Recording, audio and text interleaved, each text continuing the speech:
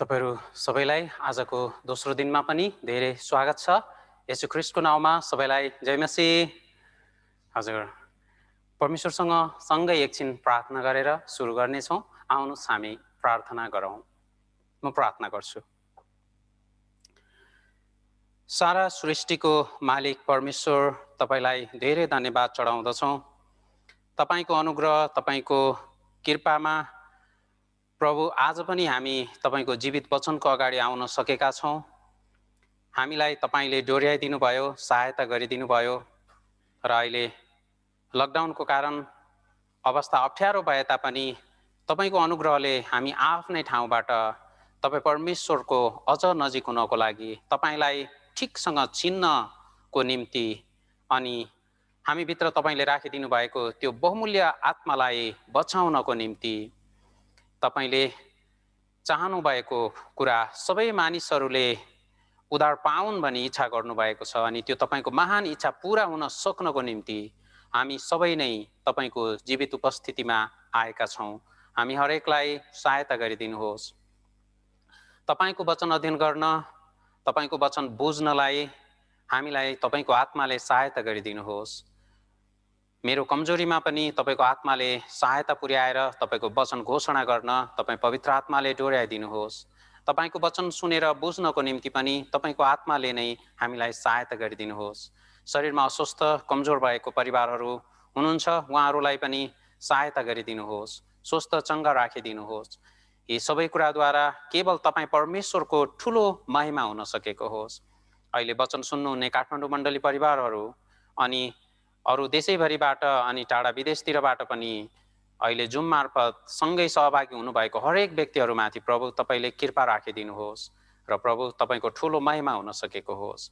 तपाईको वचनलाई अध्ययन गर्नेछौँ, हामीलाई सहायता गरिदिनुहोस्। धन्यवाद चढाउँदै यो बिन्ती र प्रार्थना गर्दछौँ येशू प्रभुको नाउँमा, आमेन।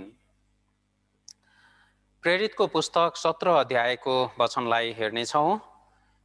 प्रेरित 17 अध्यायलाई खोलौँ।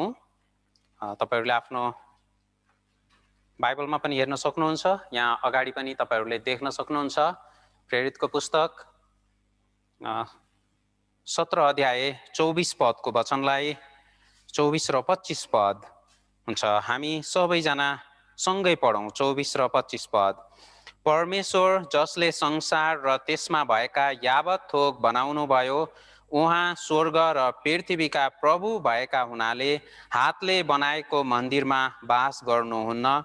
उहाँलाई कुनै थोकको खाँचो परे जस्तो गरी मान्छेको हातबाट उहाँको सेवा हुनुपर्छ भनी नसोच्नुहोस्, किनभने उहाँले नै सबैलाई जीवन, सास र सबै चिज दिनुहुन्छ। हुन्छ, परमेश्वरलाई धेरै धन्यवाद भएको होस्। आज पनि उहाँले हामीलाई डोर्याइदिनु भयो र उहाँको अनुग्रहमा फेरि आज दोस्रो दिन हामी सँगै सहभागी भएका छौँ। यो अप्ठ्यारो अवस्था, काममा जान धेरैजना सक्नु भएको छैन। पढाइ चाहिँ जुमद्वारा धेरै जसो स्कुलले गरिरहनु भएको छ। गाह्रो धेरै भए तापनि यो गाह्रोको पछाडि एउटा धेरै राम्रो मौका उहाँले आज यस समयमा हामीलाई प्रदान गरिदिनु भयो कि हामी अरू कुरा गुमाउनु परे तापनि परमेश्वरको नजिक भएर उहाँको वचनलाई ठिकसँग अध्ययन गर्ने, उहाँको नजिक हुने, उहाँको इच्छालाई खोज्ने र उहाँको वचन बाइबललाई अध्ययन गर्ने उहाँले हामीलाई मौका दिनुभयो। तपाईहरू यो मौका पाएकोमा धेरै खुसी हुनुहुन्छ। निश्चय नै हामी एकदमै खुसी छौँ। परमेश्वरलाई धेरै धन्यवाद भएको होस्। तपाईहरूको उल्लेख्य सहभागिता परमेश्वरले देख्नु भएको छ। कति ध्यान दिएर वचन सुन्नु भएको छ यो पनि परमेश्वरले थाहा पाउनु भएको छ। र अन्तिमसम्म एकजना पनि नहराउने गरी हामी उहाँको वचनलाई अध्ययन गर्नेछौँ। हरेक पटकको बाइबल सेमिनारमा एक दिन बसेर एउटा कुरा मात्रै पनि तपाईँ हामीले सिक्न पायौँ र त्यसलाई हामीले मनन गरेर आफ्नो जीवनमा उतार्न सक्यौँ भने यो साँच्चै नै ठुलो कुरा हुनेछ, एकदमै ठुलो कुरा हुनेछ। त्यसकारण हामीले वचन सुन्दाखेरि साँच्चै नै आफूसँग सम्बन्ध राखेर अनि यो चाहिँ परमेश्वरको वचन हो, हिजो हामीले हेरेका छौँ। हाम्रो परमेश्वर, तपाईँ हामीले चिनेको परमेश्वर, धेरैपल्ट मान्दै आएको भनेर यसरी मैले गलत गर्छु, मलाई माफ गरिदिनुहोस्। वास्तवमा हामीले मानेको होइन, मानेको कुरा चाहिँ गलत हो। मलाई एकचोटि पास्टरज्यूले यसरी सुधार्नु भनेर भनिदिनु भयो। धेरै धन्यवादी छु। हामीले चिनेको परमेश्वर चाहिँ कस्तो हुनुहुन्छ? सृष्टिकर्ता हुनुहुन्छ। तपाईँ हामी सबैलाई बनाउने, हरेक कुरालाई बनाउने सृष्टिकर्ता भनेको चाहिँ हामीले हेऱ्यौँ, उहाँ चाहिँ मालिक हुनुहुन्छ अनि उहाँले सबै कुरामाथि अधिकार राख्नुहुन्छ। तपाईँ हामी माथि पनि, हाम्रो शरीरमाथि पनि, अनि हामीभित्र उहाँले राखिदिनु भएको आत्मामाथि पनि। यो आत्मा कति बहुमूल्य छ। परमेश्वरले यो आत्मा बचाउनको निम्ति गर्नुभएको त्याग, बलिदान र हरेक कुरा प्रमाण दिनुभयो। यी सबै कुराद्वारा हामी यही कुरा बुझ्दछौँ, तपाईँ हामी भित्र भएको यो आत्मा चाहिँ कति बहुमूल्य छ अनि कति महत्त्वपूर्ण छ भनेर।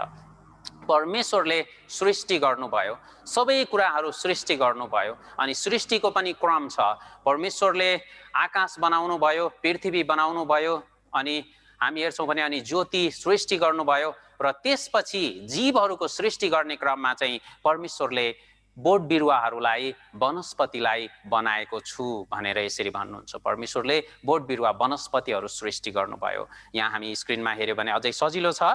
परमेश्वरले यसरी यो विभिन्न किसिमका बोट बिरुवाहरू, फलफुलहरू, हरेक कुराहरू सृष्टि गर्नुभयो।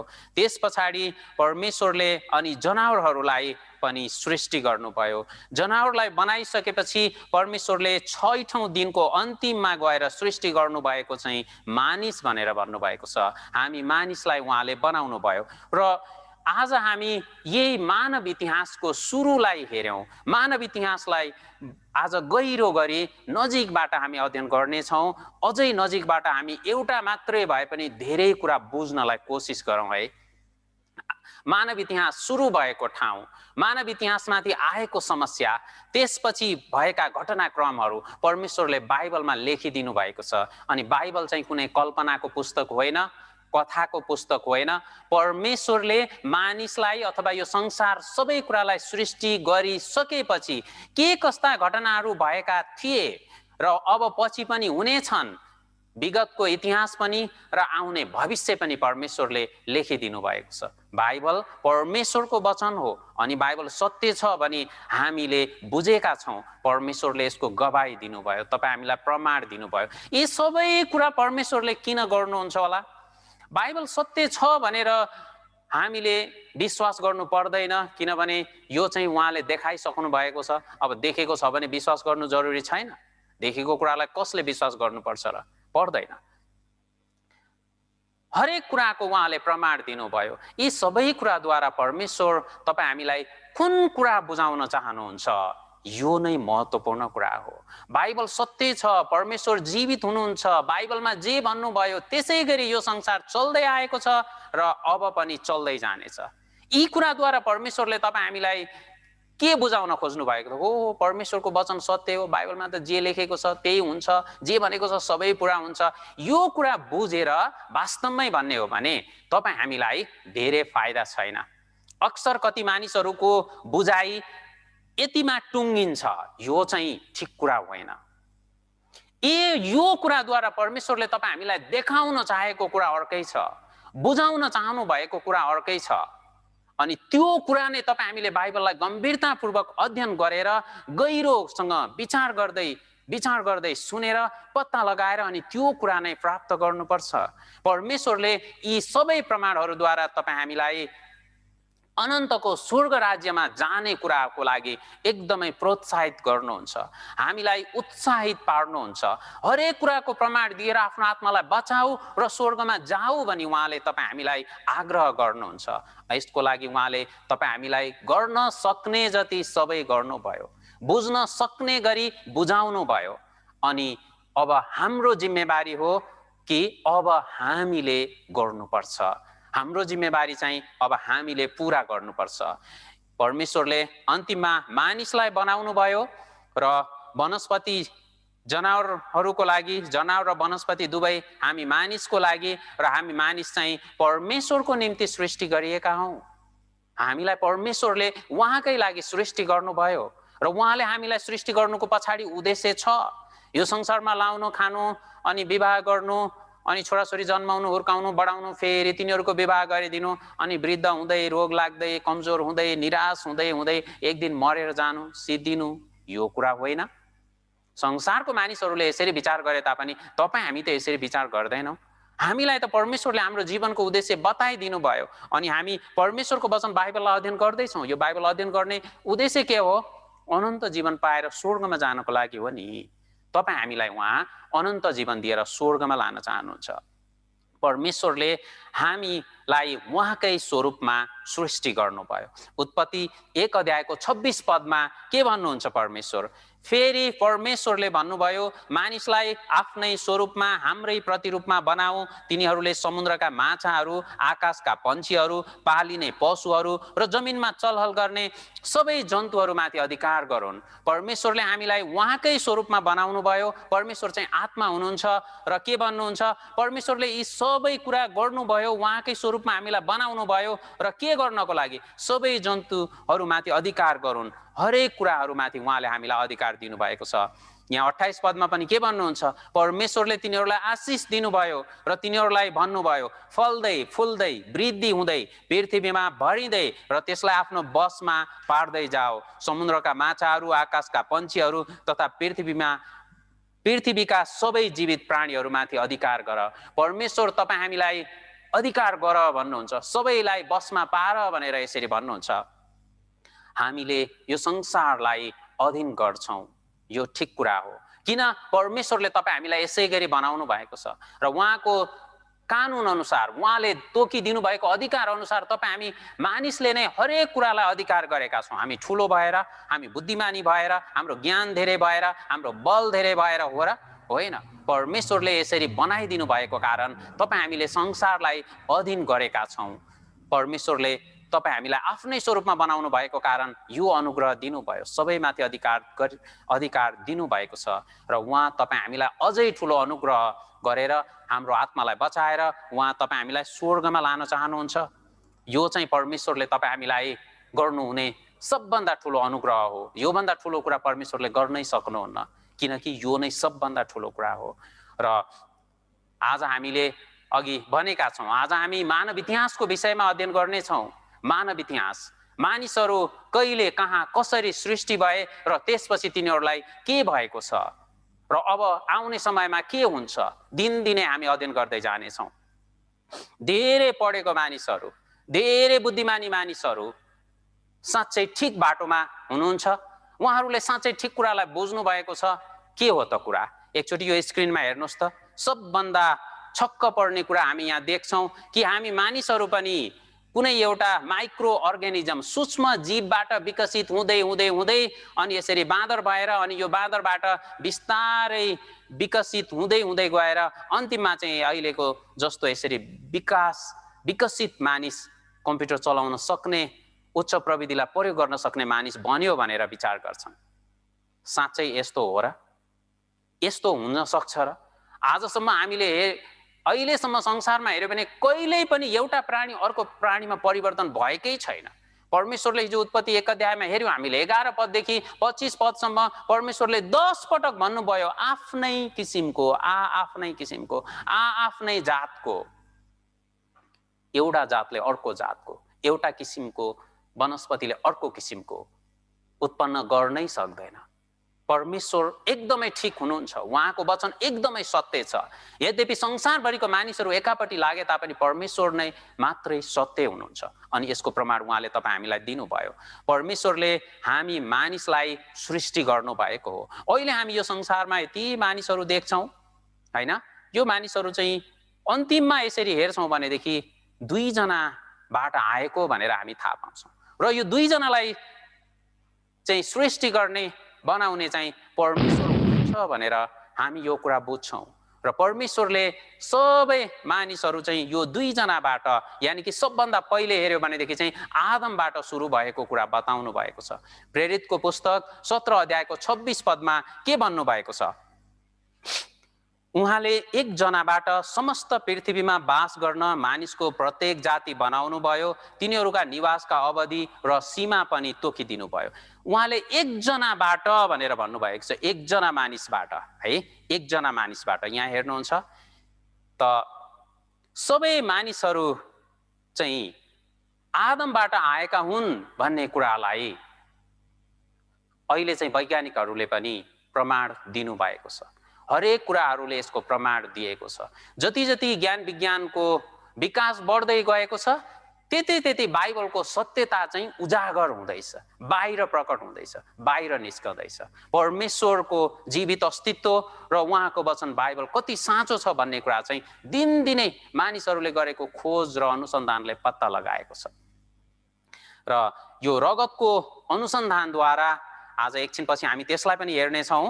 यो रगत अनुसन्धान गरेर रगतद्वारा चाहिँ के कुरा पत्ता लागेको छ भन्नुहुन्छ भने यो संसारमा जति पनि मानिसहरू छन् नि, यो सबै मानिसहरूको रगतले चाहिँ मानिस चाहिँ आदम र हब्बाबाट यो दुईजनाबाट आएका हुन् भन्ने कुरालाई चाहिँ प्रमाणित गरेको छ। र कुनै पनि मानिसको रगतले मानिस चाहिँ यसरी बाँदरबाट परिवर्तन भएर आएको हो भन्ने कुरा चाहिँ प्रमाण दिँदैन। यो चाहिँ स्वयं अहिले आएर वैज्ञानिकहरू आफै भन्नुहुन्छ। र कुनै पनि बाँदरद्वारा चाहिँ मानिस परिवर्तन भएर आएको हुँदै होइन। र कुनै पनि बाँदरको रगत चाहिँ मानिसहरूलाई दिन मिल्दैन। यो रगतको विषयमा तपाईहरूलाई थाहा छ, पहिला चाहिँ मानिसहरूलाई थाहा थिएन। एकजना यो कार्ल ल्यान्डस्टेनर भन्ने एकजना व्यक्ति हुनुहुन्छ, उहाँले गर्नुभएको खोज चाहिँ एकदमै अद्भुत छ। उहाँको खोज चाहिँ तपाईँ हामी एकछिन विचार गरौँ। उहाँको कारणले अहिले संसारमा कति धेरै मानिसहरू, करोड होइन अरबौँ मानिस, अरबभन्दा बढी मानिसहरूको ज्यान बाँचेको छ। हेर्नुहोस्, दुर्घटना हुँदाखेरि मानिसलाई रगत चाहिन्छ, कुनै गम्भीर अपरेसन गर्नु पर्यो भने मानिसलाई रगत चाहिन्छ। र यो रगत चाहिँ सबै मानिसको रगत सबै मानिसलाई चाहिँ दिन मिल्दैन। मानिसको रगत मानिसलाई दिन मिल्छ, तर सबै रगत सबै मानिसलाई दिन मिल्दैन। त्यसले गर्दा मानिसहरूलाई ज्यान बचाउन धेरै गाह्रो थियो। हिजो पनि हामीले हेऱ्यौँ, रक्तदान जीवनदान, मानिसहरूले यस्तो नारा बनाएका छन्। अनि यो रगतमा चाहिँ जीवन छ, तर यो जीवन भएको रगत पनि एउटा निश्चित समूहभित्र मात्रै दिन मिल्छ। तर पहिले मानिसहरूलाई यो थाहा थिएन। उहाँले यसको के गर्नुभयो त, विकास गर्नुभयो। उहाँले यो कुरा पत्ता लगाउनु भयो। 1908 मा उहाँले यो कुरा पत्ता लगाउनु भयो र उहाँले मानिसमा भएको रगतको समूहको विभाजन गर्न सक्नुभयो। यसको भित्री आरबीसी, यो रक्त कणिका भित्र हुने एउटा विशेष स्वभाव छ, त्यो स्वभावलाई उहाँले अलग अलग गरेर छुट्याउन सक्नुभयो, जसको कारणले गर्दाखेरि आज चाहिँ एउटा मानिसको रगत चाहिँ अर्को मानिसलाई दिन मिल्ने भएको छ। मानिसमा मुख्य गरी रगत चाहिँ मुख्य गरी भने दुईवटा हो, ए र बी है, ए र बी। त्यसपछि यो ए र बी यहाँ देख्नुहुन्छ, यो चित्रलाई पनि हेर्नु भने बुझ्नुहुन्छ। ए मा चाहिँ यो एउटा छुट्टै खालको थोप्ला देख्नुहुन्छ, पहेँलो थोप्लाले जनाएको छ। बी मा चाहिँ हरियो अनि इटा कलरको देखाएको छ।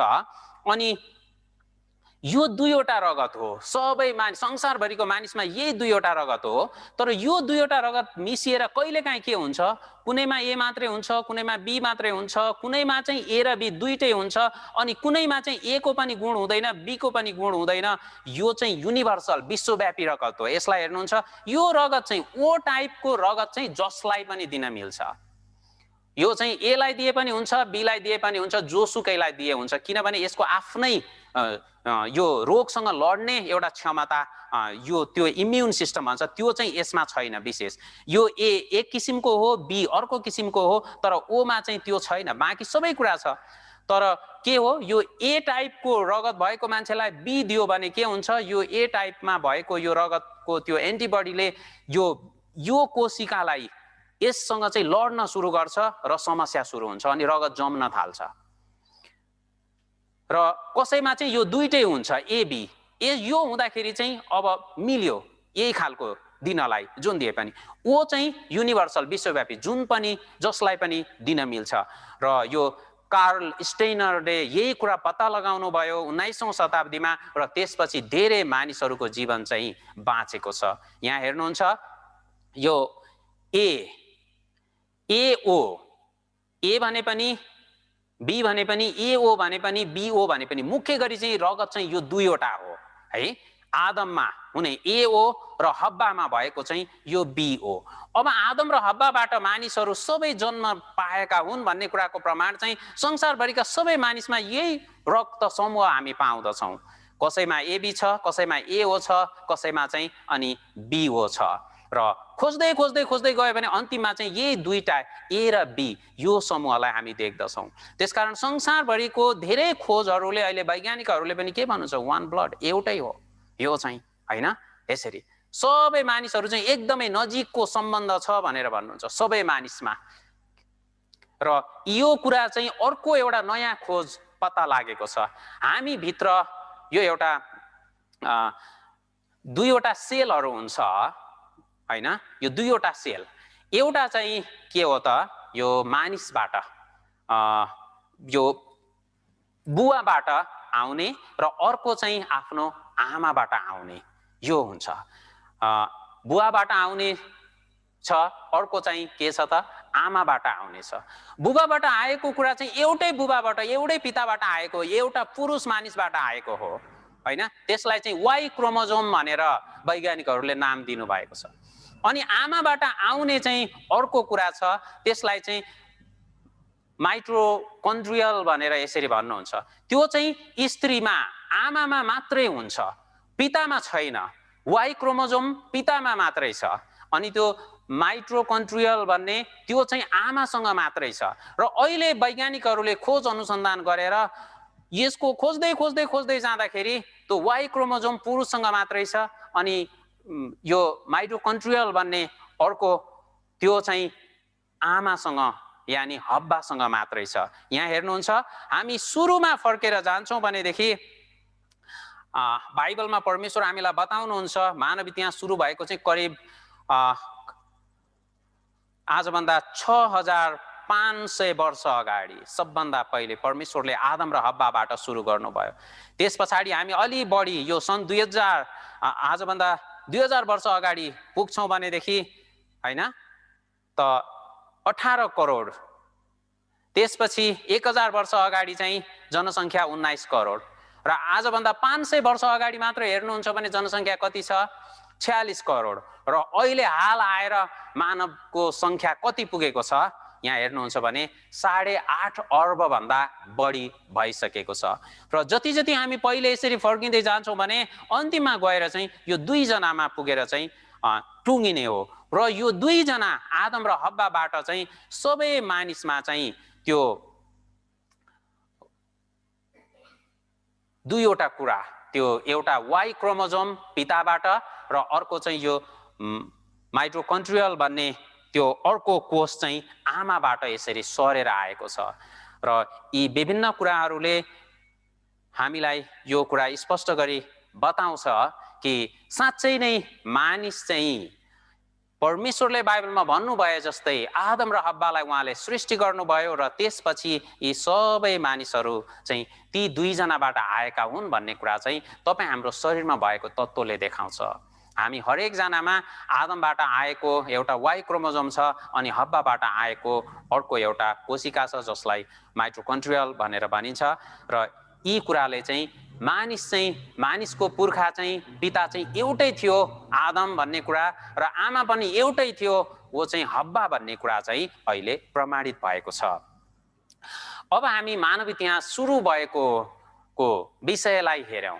परमेश्वरले मानिसलाई बनाएर साँच्चै कहाँ राख्नु भएको थियो, मानव इतिहास सुरु भएको ठाउँ चाहिँ कहाँ हो त, होइन? वचनमा हेर्यो भनेदेखि वचनमा के भन्नुभएको छ, उत्पत्ति 2 अध्यायको 8 पदमा परमेश्वरले मानिसलाई सृष्टि गर्नु भएपछि कहाँ लगेर राख्नुभयो भन्नुभएको छ। हुन्छ, तपाईँ हामी सबैजनाले सँगै पढौँ उत्पत्ति 2 को 8 पद। परमेश्वरले पूर्वतिर अदनमा एउटा बगैँचा लगाउनु भयो र उहाँले बनाउनु भएको मानिसलाई त्यहीँ राख्नुभयो। परमेश्वरले मानिसलाई सृष्टि गरेर अदनको बगैँचामा राख्नुभयो भनेर भन्नुभएको छ।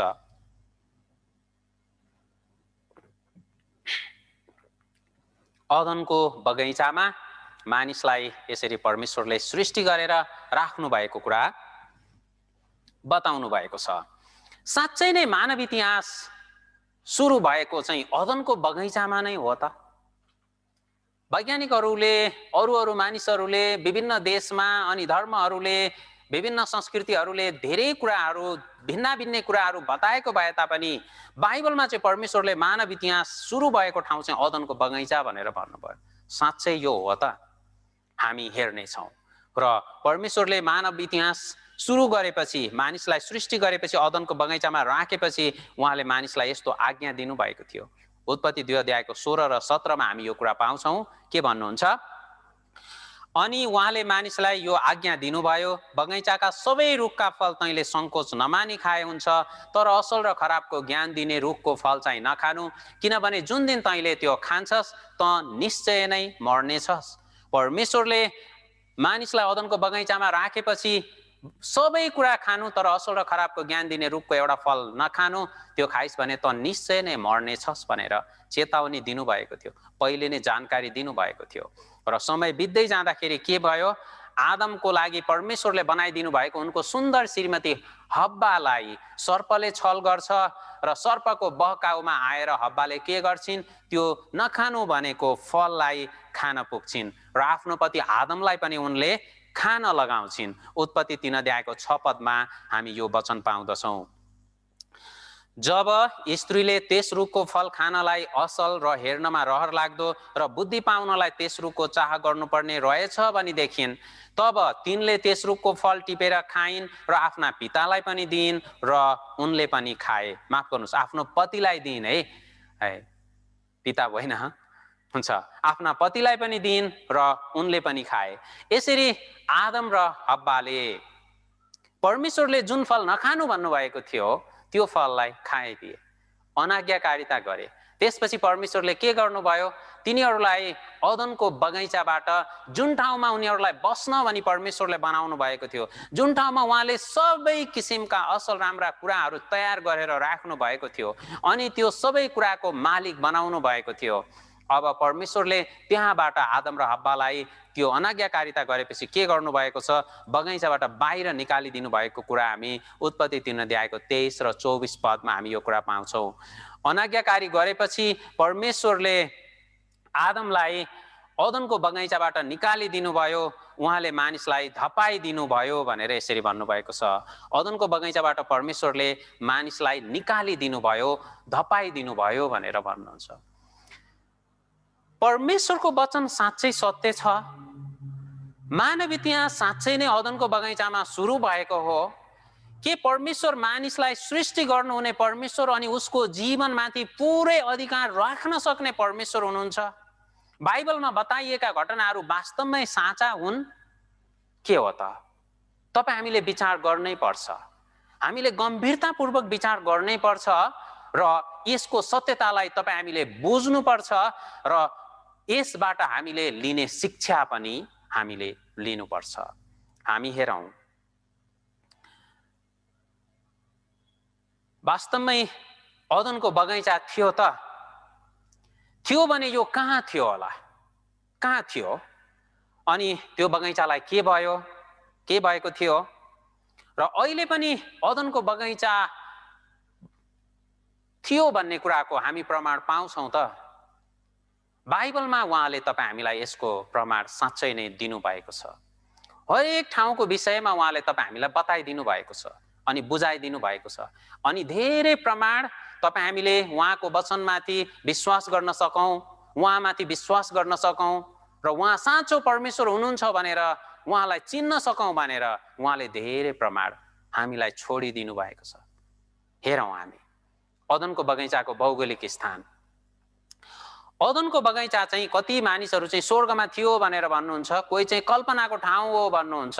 बाइबलमा चाहिँ कल्पनाको कुरा लेखिएको छैन। अनि अदनको बगैँचामा चाहिँ परमेश्वरले मानिसलाई राख्नु भएको थियो। अदनको बगैँचा चाहिँ मानिसलाई राख्नको लागि बनाइएको थियो। त्यसकारण यो चाहिँ स्वर्गमा होइन, निश्चय पनि पृथ्वीमा हुनुपर्छ। अनि यहाँ हामी यो पृथ्वीको नक्सालाई हेर्दैछौँ। यो चाहिँ हाम्रो विश्वको मानचित्र, हाम्रो पृथ्वी। अदनको बगैँचा चाहिँ कहाँ छ यहाँ देख्नुहुन्छ। यो नक्साको बारेमा जानकारी लिउँ एकछिन। यो चाहिँ बेलायत हो, लन्डन यहाँ छ हैन, संसारको बिचतिर। त्यसपछि हेर्छौँ भने सबभन्दा पूर्वमा चाहिँ जापान, कोरिया यहाँ छ। तपाईँ हामी चाहिँ यो ठाउँमा छौँ। एसिया, दक्षिण एसियामा छौँ, हाम्रो देश यहाँ छ। र सबभन्दा पश्चिमको यो ठाउँहरू हेर्नुहुन्छ भने यो चाहिँ के हो त? अमेरिका हो, उत्तर अमेरिका, यो दक्षिण अमेरिका, यो चाहिँ अफ्रिका हो। अदनको बगैँचा चाहिँ कहाँ थियो त? अदनको बगैँचा भएको ठाउँ चाहिँ यो गोलो घेरा लगाएको ठाउँ, यो ठाउँ, यो चाहिँ मध्यपूर्वको अरब देश हो। यस ठाउँमा, यो क्षेत्रमा चाहिँ अदनको बगैँचा थियो भनेर बाइबलमा हामीलाई जानकारी दिनुभएको छ। अदनको बगैँचाको विषयमा थुप्रै कुराहरू छन्, त्यसमध्येमा हामीले बुझ्न सक्ने सजिलो कुराहरूद्वारा यसको सत्यतालाई हामी हेर्नेछौँ। परमेश्वरले अदनको बगैँचाको विषयमा यसरी व्याख्या गर्नुभएको छ, यसरी बताउनु भयो। उत्पत्ति 2 अध्याय 10 देखि 14 सम्म म पढ्छु। बगैँचा भिजाउनलाई अदनबाट एउटा नदी निस्केको थियो र त्यहाँबाट छुट्टिएर त्यो 4 शाखा भएको थियो। पहिलो नदीको नाउँ पिसोन हो। यो त्यही नदी हो जुन हबिलाको समस्त मुलुकमा बहन्छ, जहाँ सुन पाइन्छ। त्यस देशको सुन असल हुन्छ, त्यहाँ खोटो र आनिक्सहरू छन्। दोस्रो नदीको नाउँ गिहोन हो। कुशको समस्त देशमा बहने नदी यही हो। तेस्रो नदीको नाउँ टाइग्रिस हो। यो त्यही नदी हो जो अश्शुरको पूर्वतिर बहन्छ। र चौथो नदी युफ्रेटिस हो।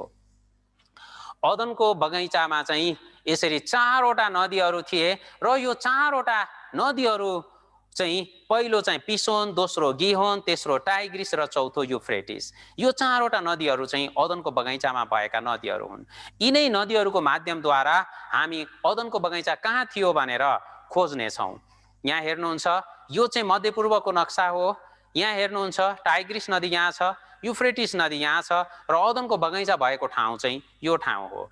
नाम चाहिँ अदनको बगैँचा भनेर यसरी हामी भन्छौँ, वास्तवमा भने पनि यो बगैँचा चाहिँ सानो ठाउँ चाहिँ होइन है, एकदमै विशाल ठुलो ठाउँ हो। यहाँ भएका नदीहरूलाई हेर्छौँ भनेदेखि यसले चाहिँ थुप्रै देशहरूलाई वार पार चिरेर गएको छ, पार गरेको छ। अनि अरू यो 2वटा नदी पनि हामी यसरी देख्छौँ भने अरू बाँकी यो पिसोन र गिहोन पहिलो र दोस्रो नदी चाहिँ माटो मुनि पुरिएर रहेको अवस्थामा छन्। साउदी अरेबिया र इथियोपिया, कुश चाहिँ इथियोपिया हो त्यस ठाउँमा। त्यसकारण यो अदनको बगैँचा चाहिँ सानो ठाउँ हो भनेर हामीले विचार गर्नु हुँदैन।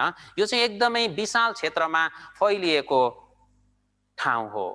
र यो अरब देश चाहिँ, यो मध्यपूर्व चाहिँ मरुभूमि हो, अरब देश हो। यहाँ चाहिँ सबै बालुवै बालुवा मात्रै पाउँछ है, बालुवै बालुवा। यहाँ हेर्नुहुन्छ बाइबलमा के भन्नुहुन्छ, अदनको बगैँचा चाहिँ अहिलेको ठाउँ हेर्छौँ भनेदेखि नयाँ खोज अनुसन्धानले चाहिँ अदनको बगैँचा चाहिँ अहिले के भएको छ त, यो पर्सियाको खाडीमा यहाँ पुरिएको छ, यहाँभित्र गयो भनेर यसरी प्रमाणहरूले देखाउँछ। टाइग्रिस र युफ्रेटिस नदी यहाँ छ र अदनको बगैँचा चाहिँ पुरिएको छ। पिसोन र गिहोन नदीहरू माटो मुनि पुरिएर रहेको अवस्थामा पाइएको छ। अहिलेको नयाँ खोजहरूले यो कुरालाई देखाएको छ। अहिले अरब देश कस्तो छ त? यहाँ हेर्नुहुन्छ, अरब देश चाहिँ यस्तो हो, सबै मरुभूमि हो, बालुवै बालुवा हो। तर यो बालुवै बालुवा भएको यो देशमा पनि हामी हेर्दछौँ भनेदेखि अहिले हेर्नुहुन्छ यो दुबई यति राम्रो सुन्दर सहर भएको छ। यहाँ हेर्नुहुन्छ बादललाई छुनेसम्मका यति अग्ला अग्ला राम्रा भवनहरू बनाइएका छन्। यो मरुभूमि यति राम्रो सहर, संसारकै राम्रो सहरहरू मध्येको सहरहरू बन्न पुगेको छ। यो मरुभूमिका देशहरूले यति धेरै विकास कसरी गर्न सक्यो होला? साँच्चै यिनीहरूमा को अब न खेतीपाती हुन्छ, न त्यहाँ कुनै कल कारखाना उद्योग धन्दाहरू धेरै ठुलो यस्तो केही कुराहरू छ। तर पनि यिनीहरू एकदमै उन्नति प्रगति गर्दै गर्दै ठुलो आर्थिक रूपमा बलियो भएर अगाडि बढिराखेका छन्, एकदमै धनी भएका छन्। कुवेत देशमा चाहिँ संसारको सबैभन्दा यो जन्म लिनको लागि चाहिँ राम्रो देश चाहिँ कुवेत भनेर भन्नुहुन्छ, किनभने त्यहाँ चाहिँ मान्छे जन्मिने बित्तिकै हेऱ्यो भनेदेखि नेपालको सन्दर्भमा हेऱ्यो भने चाहिँ अरबपति हुन्छ। यति पैसा चाहिँ यो सरकारबाट यसरी आउँछ भनेर भन्नुहुन्छ। यति धेरै धनी, हरेक नागरिकलाई सरकारले यति धेरै पैसा जन्मिने बित्तिकै ऊ चाहिँ त्यति सम्पत्तिको मालिक बन्न पुग्छ, अरबपति हुन्छ जन्मिँदैखेरि। त यति धेरै धनी तिनीहरू कसरी भए त? यो कस्तो ठाउँ हो यसको विषयमा एउटा भिडियो हेरौँ हामी। यो मरुभूमि हो, तर यो मरुभूमिमा अचम्मको यस्तो कुराहरू पनि पाउँछ। यो भिडियोलाई हेरौँ।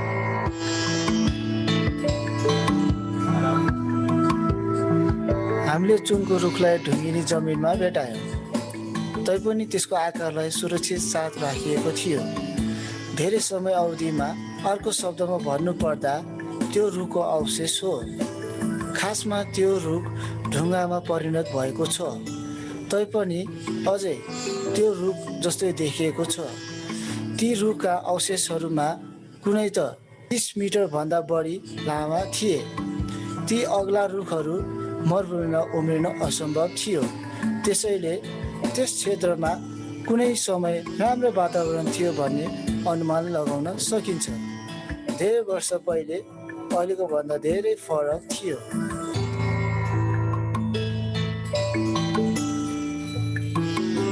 अहिले हामीले जनावरको अवशेषको भाग पनि भेटायौँ। अचम्म प्रकारले हामीले जे भेटायौँ त्यो डाइनोसरको खुट्टाको जोड्नी थियो। यसको अर्थ त्यस क्षेत्र मुनि विशाल रुखहरू तथा डाइनोसरको अवशेषको तहहरू थियो। धेरै वर्ष पहिले त्यस क्षेत्रमा जीवजन्तुहरू बसोबास गर्दथे भन्ने तथ्य त्यहाँ पाइएका अवशेषहरूले दिन्छन्। यसको अर्थ त्यहाँ प्रशस्त वर्षा र पानी हुन्थ्यो भन्ने पनि बुझिन्छ। यसरी हामीले आकाशबाट पृथ्वीमा भएको सहारा मरुभूमिलाई हेर्छौँ, तब हामीले एकसाथ सहारा मरुभूमि प्रशस्त पानीले भरिएको थाहा पायौँ, किनकि मरुभूमिको बालुवा एकदमै सुक्खा र सबै एउटै आकारका छन्। यो मरुभूमि यहाँ हेर्नुहुन्छ भने सबै मरुभूमि भए तापनि अचम्मको कुरा चाहिँ यो ठाउँमा गयो भने ठुला ठुला रुखका मुढाहरूको अवशेष पाउन सकिन्छ। अनि यहाँ हेर्नुहुन्छ भने यो ठुला ठुला जनावरका विशाल जीव जन्तुका हाडको अवशेषहरू पाउन सकिन्छ। रुखको अवशेष प्राप्त हुनको लागि चाहिँ त्यहाँ रुख हुनै पर्छ। जनावरको अवशेष प्राप्त हुनको लागि चाहिँ जनावर हुनै पर्छ। तर अहिले चाहिँ हामी अरब देशमा यति ठुला रुख पनि देख्दैनौँ अनि जनावर पनि देख्दैनौँ, किनभने मरुभूमिमा न त विशाल रुखहरू उम्राएर बढ्न सक्छ न त ठुला जनावरहरू नै बाँच्न सक्छन्। तर तिनीहरूको अवशेष त्यहाँ पाइएकोले पहिला चाहिँ यी ठुला ठुला जनावरहरू र ठुला र विशाल रुखहरू त्यहाँ थिए भन्ने कुराको प्रमाण दिएको छ। र वैज्ञानिकहरूले एकचोटि सन् 1981 मा एउटा खोज अनुसन्धान गर्नुभयो र उहाँहरूले यो मरुभूमिको अध्ययन गर्नुभयो। उच्च प्रविधिलाई प्रयोग गरेर शक्तिशाली एक्सरे क्यामेराहरूलाई उपयोग गरेर यसरी हवाईजहाजमा राखेर अनि माथि आकाशमा त्यो हवाईजहाजलाई उडाएर त्यो मरुभूमिको सबै फोटो उहाँहरूले खिच्नुभयो र त्यो एक्सरे क्यामेराले चाहिँ बालुवा भित्रसम्म 20 फिट भन्दा पनि गहिरो भित्रसम्म छिरेर अनि भित्र के छ भन्ने कुरा त्यो पत्ता लगाउन सक्थ्यो, त्यसको फोटो खिच्न सक्थ्यो। यसरी यो अध्ययन गरिसकेपछि उहाँहरूले के थाहा पाउनु भयो, यो मरुभूमि चाहिँ पहिला कस्तो थियो भन्ने कुरा उहाँहरूले देखाउनु भएको छ। यो एउटा भिडियोलाई हामी In 1981, 140 miles above my head, the space shuttle Columbia looked down upon this desert and took a high-tech snapshot.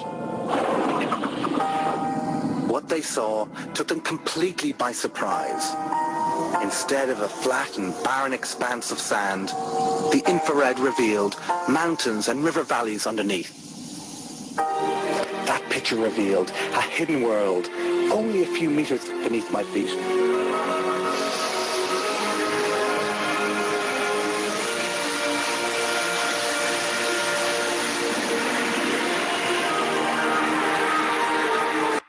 अहिलेको मरुभूमि यहाँ तपाईहरूले चित्रमा देख्नु भएको जस्तै वैज्ञानिकहरूको खोज अनुसन्धानले चाहिँ पहिला चाहिँ यस्तो थियो। मरुभूमिमा परिणत हुनुभन्दा अगाडि यो यस्तो ठाउँ थियो भनेर यसरी वैज्ञानिक खोजले प्रमाणित गरेको छ। अनि अरू थुप्रै कुराहरू पनि हामी त्यो मरुभूमिमा पाउँदछौँ। प्राचीन समयमा मानिसहरूले बसोबास गरेको र त्यस बेलाको उनीहरूको जीवन शैलीलाई झल्काउने यस्ता तस्बिरहरू, ढुङ्गामा कुदेका तस्बिरहरू हामी पाउँदछौँ। यहाँ देख्नुहुन्छ यो प्राचीन मानिसहरू बसेको ठाउँमा यो ढुङ्गाहरूमा कुदिएर बनाइएको यो तस्बिर हो। यहाँ चाहिँ हामी पशुहरूलाई देख्दछौँ र त्यस बेलाका मानिसहरूले चाहिँ पशुपालन गरेको थियो भनेर यो कुराले हामीलाई देखाउँछ। अनि पशुपालन गर्नको लागि चाहिँ नहुने कुरा भनेको चाहिँ घाँस र पानी हो। मरुभूमिमा यही दुईटा कुरा पाउँदैन, घाँस र पानी। अब त्यस बेलाका मानिसहरूले पशुपालन गरेका थिए भनेदेखि त निश्चय नै त्यहाँ घाँस र पानी थियो भन्ने कुरा तपाईँ हामीले बुझ्न सक्छौँ। र निश्चय नै अरब देश यो मरुभूमि चाहिँ पहिले चाहिँ अहिलेको जस्तो थिएन भन्ने कुराका थुप्रै प्रमाणहरू तपाईँ हामी पाउँछौँ। अनि यहाँ देख्नुहुन्छ यो ठाउँमा यसरी ठुला ठुला रुखका मुढाहरू यो अवशेषमा परिणत भएको हामी यसरी पाउँदछौँ। र यो अहिले तपाईँहरूले देख्नु भएको यो रुखहरू चाहिँ अहिले हाम्रो पृथ्वीमा भएको रुखहरू हो। यो चाहिँ अमेरिकाको सेक्वा भन्ने राष्ट्रिय निकुञ्जमा पाइन्छ। यो चाहिँ संसारकै सबैभन्दा अहिले भएमध्येको सबभन्दा विशाल ठुला रुखहरू हुन्। यो चाहिँ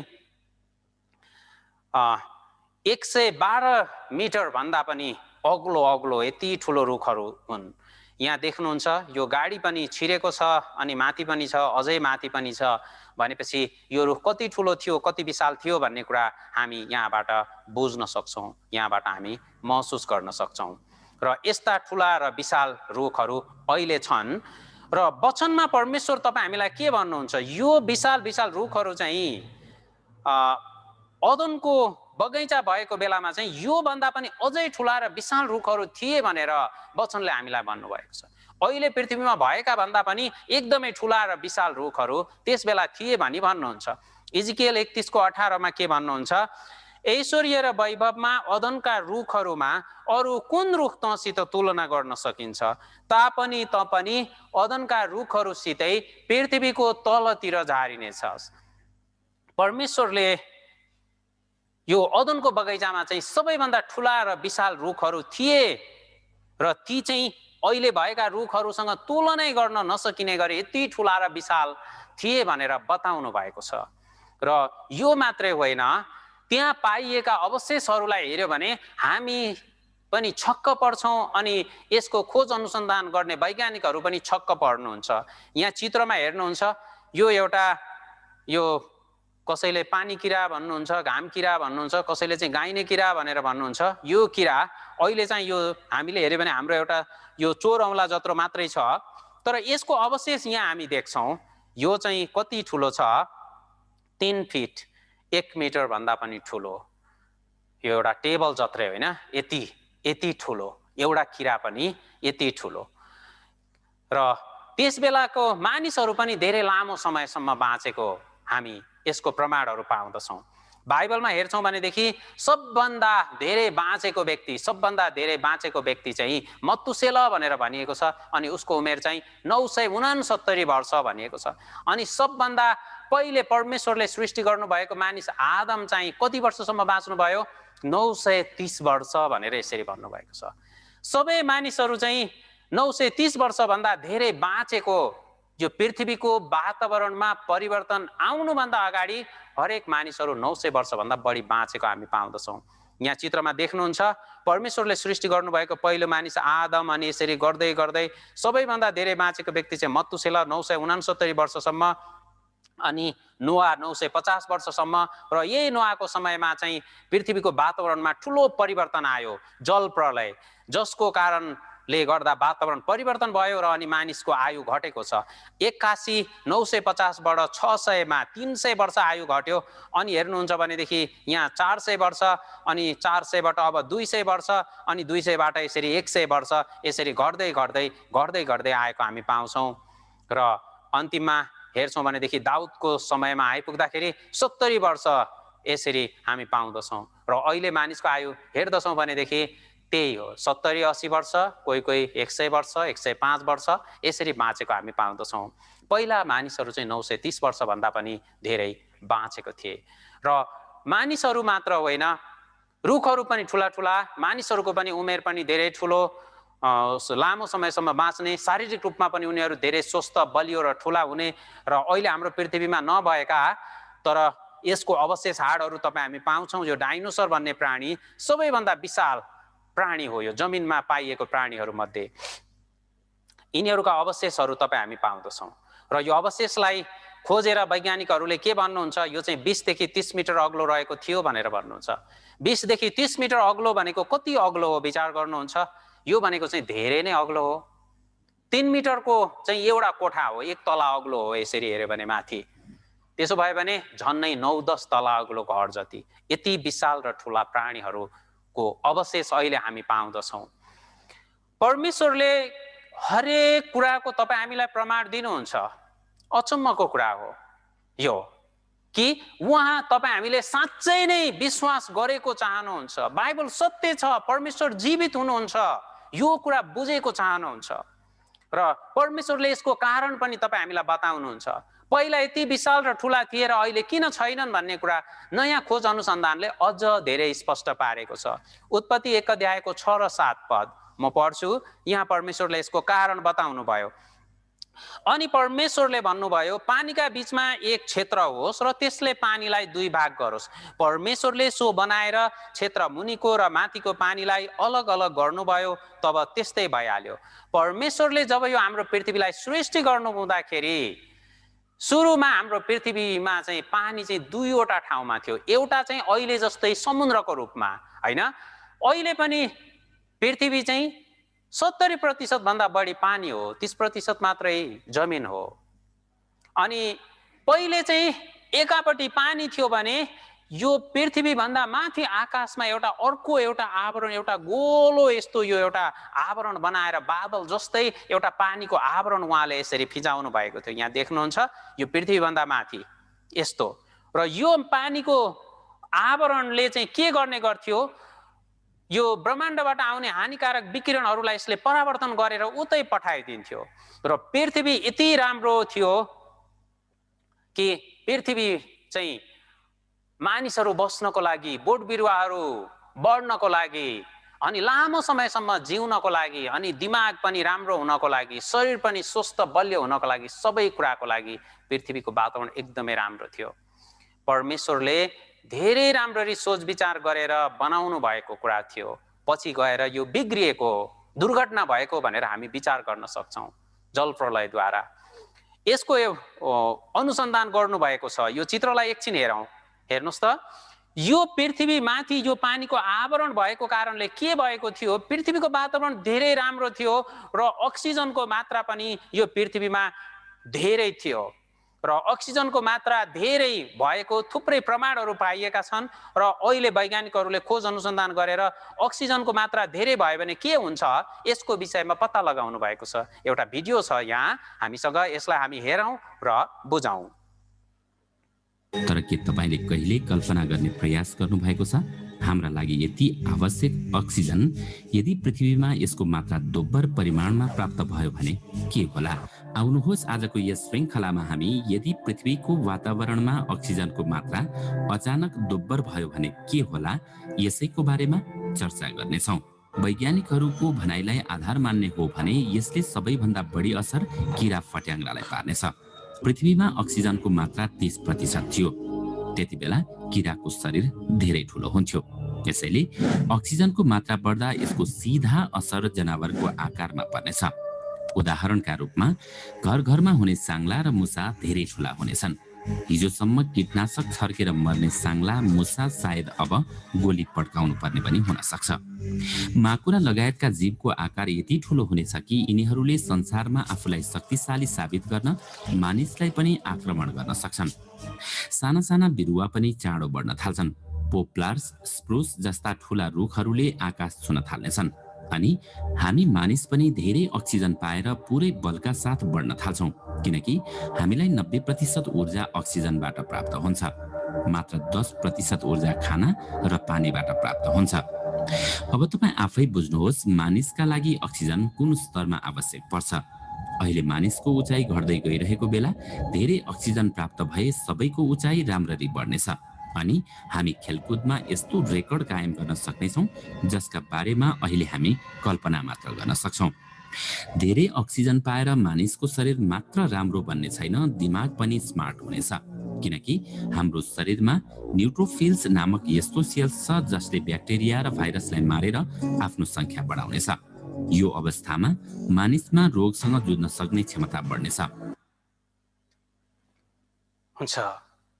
अक्सिजन अहिले हाम्रो पृथ्वीमा करिब 21% छ। यो यदि 2 गुणा बढ्यो भनेदेखि हरेक प्राणीहरूमा चाहिँ यसको ठुलो प्रभाव पर्छ र तिनीहरू डबल 3 डबल भन्दा पनि ठुलो साइजका हुनेछन् भनेर यो खोज अनुसन्धानहरूले बताएको छ। अनि वैज्ञानिकहरूले धेरै अक्सिजन दिएर यो ग्रिन हाउस यस्तो बनाएर एउटा ल्याब जस्तै बनाएर त्यहाँ चाहिँ विभिन्न फलफुलको अनि टमाटरहरू यस्ता कुराको खेती गर्नुभएको छ। अक्सिजनको मात्रा धेरै बढाइदिँदाखेरि तिनीहरू एकदमै धेरै फल फलाउन सक्ने र ठुला ठुला फलहरू फलेको यस्तो प्रमाणहरू पाइएको छ र यही अनुसन्धानलाई आधार बनाएर यो भिडियोको जानकारी पनि हामीले सुन्यौं। यसको असर चाहिँ देख्नुहुन्छ यो यस्तो कुराहरू यहाँ चित्रमा हेर्नुस् त, यो एउटा के भन्ने यो फट्याङ्ग्रो किथ्रो यस्तो कुरा हो। हेर्नुस् यो कति ठुलो छ, यो देख्नुहुन्छ यसको अवशेष पाइएको छ। यो अहिले हेर्यो भने चाहिँ हाम्रो बुढी अमला जत्रो किरा मात्रै हो, यत्रो यत्रो यत्रो यो सानो एउटा सानो सिक्का, यो 25 पैसा 1 सुका भन्छ नि, त्यो जत्रो मात्र यत्रो गोलो हुने हो। तर यो चित्रमा हेर्नुस् त यो कति छ, झन्नै 5 फिट अग्लो छ यो। अनि यसको अवशेषहरू पाइएको, यति विशाल प्राणीहरू पहिला थिए, तिनीहरूको अवशेष छ। यहाँ देख्नुहुन्छ यो साङ्ला, यो साङ्लाको यहाँ अवशेष छ, यो एउटा चट्टानमा बनेको। यो भन्दा कम्तीमा यो हेर्नुहुन्छ 1 2 हेर्नु यो 5 गुणा भन्दा पनि बढी ठुलो यस्तो प्रमाणहरू पाइएको छ। परमेश्वरले अगाडि भन्नुभए जस्तै अदनको बगैँचा मानिसहरू 930 वर्षसम्म बाँचेको कुरा चाहिँ कल्पनाको कुरा होइन। अहिले पनि त्यस्तो वातावरण बन्ने हो भनेदेखि हामी त्यसै गरी फेरि लामो आयु प्राप्त गर्न सक्छौँ। त्यस बेलामा भएका जस्तै विशाल विशाल ठुला रुख बोट बिरुवाहरू पशु पन्छीहरू सबै त्यसरी हुन्छन्। यो अचम्मको सत्य कुरा होइन। हामी चाहिँ एकदम स्वस्थ तन्दुरुस्त हुनको लागि खालि खाना खाना खाना भनेर विचार गर्छौँ। अध्ययनले रिसर्चले के देखाएको छ, 70% शक्ति हामीलाई बढ्न काम गर्न चाहिने सबै कुरा चाहिँ यो चाहिँ अक्सिजनबाट पाउने हो। हेर्नुस् त, सास मात्रै यो शुद्ध हावा मात्रै पाउँछ भने मान्छे कति स्वस्थ हुने रहेछ। अनि अहिलेको घटनालाई सम्झिनुहुन्छ, इन्डियामा भइरहेको यो अक्सिजनको कमी, त्यो भएको भए बाँच्ने थियो, अनि त्यो नभएको कारणले कोरोना भाइरसले मार्यो भन्ने कुराको खबरै आउँदैन। अक्सिजन नपाएर चाहिँ मर्नु परेको छ भनेर यसरी भन्दै हुनुहुन्छ। यो कमजोर अवस्थाको मानिसलाई जब भित्र शरीरले काम गर्न नसक्ने बेलामा चाहिँ त्यो अतिरिक्त अक्सिजन दियो भने शक्ति पाएर त्यसले शरीरमा भएको इनर्जीलाई लिएर अनि स्वस्थ राख्ने हो। परमेश्वरले भन्नुभएको वचन कुनै तरिकाले पनि हामी हेरौँ हामी सत्य पाउँछौँ। र पहिलेका मानिसहरू अनि बोट बिरुवाहरू र जीवित प्राणीहरू यति ठुला र विशाल थिए भन्ने कुराको प्रमाण परमेश्वरले दिनुभयो। र पछि यो कसरी फेरि बिग्रिएर गयो यसको पनि उहाँले हामीलाई प्रमाण दिनुभएको छ। इजकेल 31:16 के भन्नुहुन्छ, अदनको बगैँचाको विषयमा बताउनु भएको कुरा हो। इजकेल 31:16, तब अदनका सबै रुखहरू, लेबनानका सबैभन्दा मनपर्ने र असल रुखहरू, प्रशस्त पानी पाएका सबै रुखहरूले पृथ्वी मुनि सान्तवना पाए। परमेश्वरले आदम र हव्वालाई अदनको बगैँचाबाट बाहिर निकालिदिएपछि अदनको बगैँचालाई परमेश्वरले के गर्नुभयो यो कुरा बताउनु भयो। हामीले अहिलेसम्म हेऱ्यौँ अदनको बगैँचा चाहिँ कस्तो ठाउँ हो भनेर। त्यहाँ 4वटा नदी थिए, ठुला ठुला रुखहरू थिए, ठुला ठुला जनावरहरू थिए, साना किरा फट्याङ्ग्रा पनि यति विशाल र ठुला हुने गर्थे, मानिसहरू पनि यति लामो समयसम्म बाँच्ने गर्थे।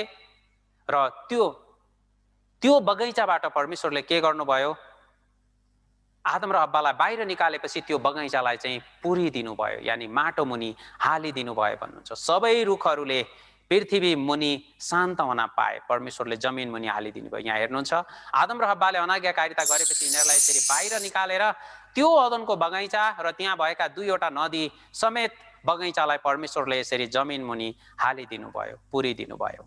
यो कुरा हामी बाइबलमा पाउँदछौँ। अनि साँच्चै नै परमेश्वरले अदनको बगैँचालाई जमिन मुनि हालिदिनु भएको हो?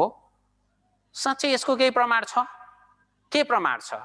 तपाईँ हामी हेरौँ र बुझौँ। अदनको बगैँचा तल गएको थुप्रै प्रमाण तपाईँ हामी पाउँदछौँ। अनि यो अदनको बगैँचा चाहिँ हामीले नदीको माध्यमद्वारा थाहा पाएका छौँ यो चाहिँ मध्यपूर्वमा अहिलेको अरब देशमा थियो र यो बगैँचा तल गएको कारण यहाँ हेर्नुहुन्छ यस ठाउँबाट चाहिँ धेरैभन्दा धेरै चाहिँ तेल निस्कन्छ। तेल, यो तेल यहाँ देख्नुहुन्छ यो अरब देशहरूबाट यसरी तेल निस्कन्छ। यहाँ हेर्नुहुन्छ भने कुनै रुख बोट बिरुवा केही छैन, सबै बालुवा मरुभूमि हो। तर यहाँबाट हेर्नुहोस् त यो पहाडहरू सबै मरुभूमि हो, बालुवा मात्रै छ। तर यो बालुवा भित्र चाहिँ ठुलो ठुलो ठुलो तेलको यसरी यो भण्डारहरू छ। यहाँ हेर्नुहुन्छ यो थोप्ला थोप्लाहरू हैन, यो हरियो थोप्ला चाहिँ तेल हो, रातो थोप्ला चाहिँ यो ग्यास हो।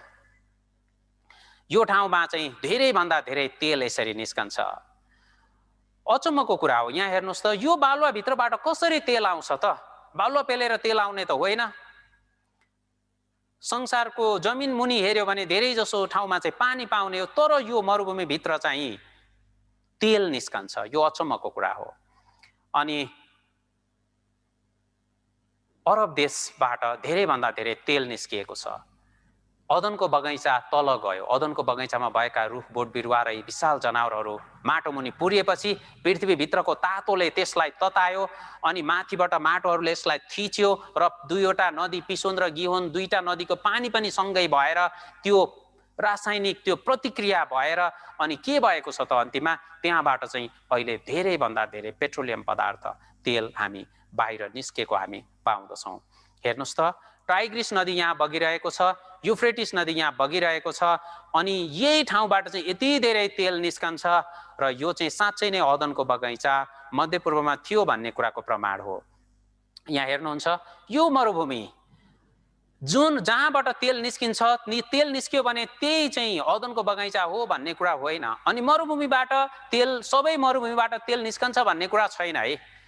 सबभन्दा ठुलो मरुभूमि चाहिँ सहारा मरुभूमि हो अफ्रिकामा, तर अफ्रिकाको सहारा मरुभूमिबाट तेल आउँदैन। अनि अमेरिका चाइना कति देशहरूमा थोरै थोरै तेल निस्कन्छ, तर त्यहाँ तेल निस्क्यो भन्दैमा त्यही अदनको बगैँचा थियो यो कुरा होइन। अरब देशको मरुभूमिबाट चाहिँ किन तेल आउँछ?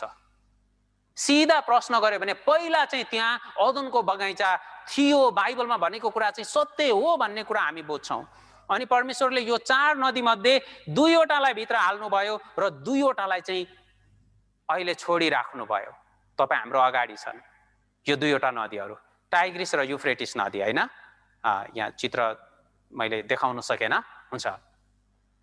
परमेश्वरले यो 4वटा नदीलाई पठाइदिनु भएको थियो भने कति धेरै तेल आउँथ्यो होला, अहिले धेरै सस्तो हुन्थ्यो। तर समस्या चाहिँ के हुन्थ्यो? तपाईँ हामीले चाहिँ साँच्चै नै यो बाइबलमा बताउनु भएको अदनको बगैँचाको घटना साँचो हो कि होइन यो चाहिँ बुझ्न सक्ने थिएनौँ। यो चाहिँ हामीले पक्का गरी विश्वास गर्न हामीलाई अलिक गाह्रो हुन्थ्यो। त्यसै कारण परमेश्वरले 2वटा नदी चाहिँ तपाईँ हामीले पक्का गरी विश्वास गर्न सकौँ र यो अदनको बगैँचा चाहिँ साँचो घटना हो र यो चाहिँ मध्यपूर्वमा थियो भन्ने कुरा हामीले बुझ्न सकौँ भन्नका लागि परमेश्वरले यसरी गर्नुभयो। बाइबल परमेश्वरको वचन हो र उहाँ चाहिँ हाम्रो सृष्टिकर्ता हुनुहुन्छ। उहाँले पहिलो मानिस आदमलाई अनि हब्बालाई सृष्टि गरेर त्यसपछि तिनैद्वारा चाहिँ अहिले संसारमा यति धेरै मानिसहरू आए होइन। अहिले चाहिँ 8.5 अर्ब 4-5 वर्ष अगाडि हेऱ्यो भने 7 अर्ब यसरी भनेको अहिले चाहिँ 1.5 अर्ब मानिसहरू यति धेरै बढिसके। त यी सबैको पुर्खा चाहिँ 2 जना भनेर हामीले बुझेका छौँ। को हो? आदम र हब्बा। तपाईँ हामीले बाइबल पढेको कारणले मात्रै हो र? वैज्ञानिकहरू अनुसन्धान गर्ने व्यक्तिहरूले पनि यही कुरा भन्नुहुन्छ।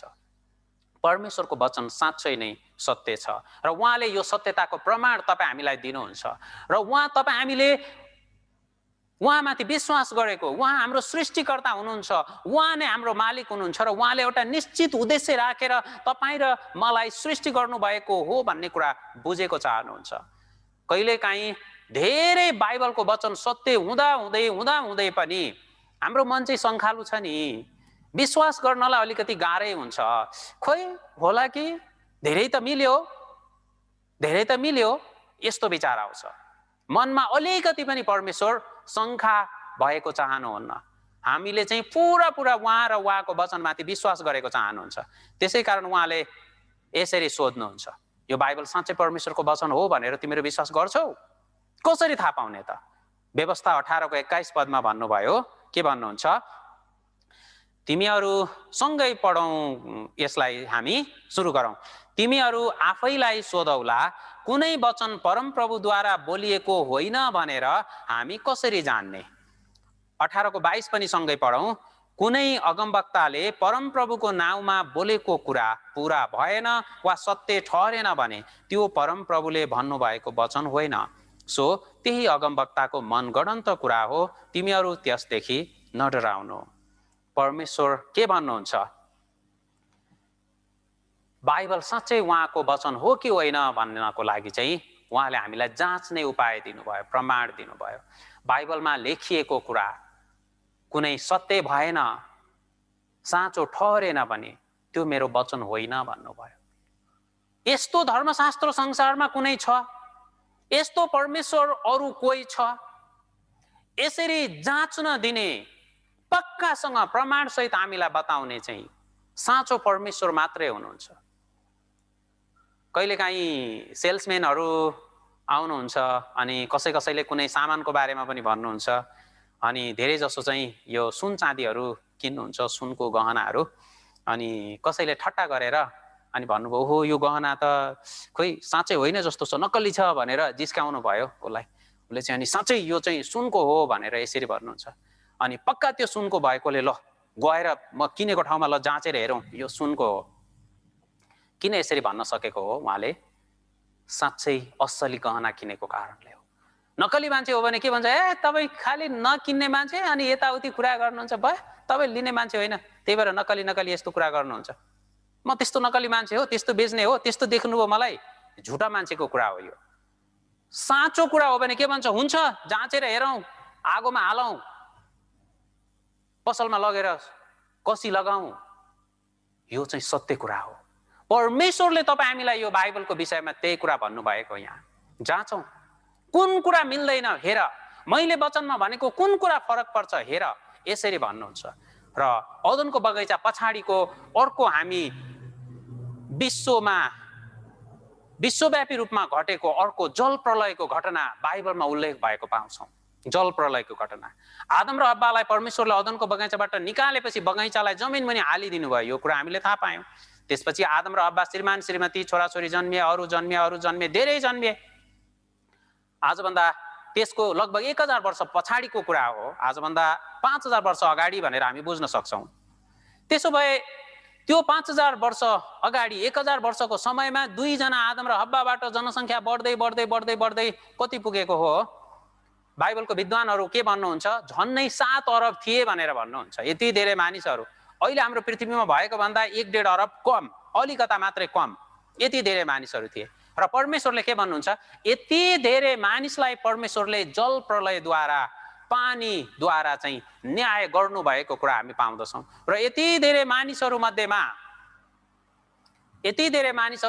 केवल एउटा परिवार, नोआको परिवार मात्रै बाँचेको घटना तपाईँ हामी पाउँदछौँ है। र परमेश्वरले नोआको समयमा जल प्रलय पठाउनु भएको कुरा हामी पाउँदछौँ। वचनमा यसरी भन्नुभएको छ।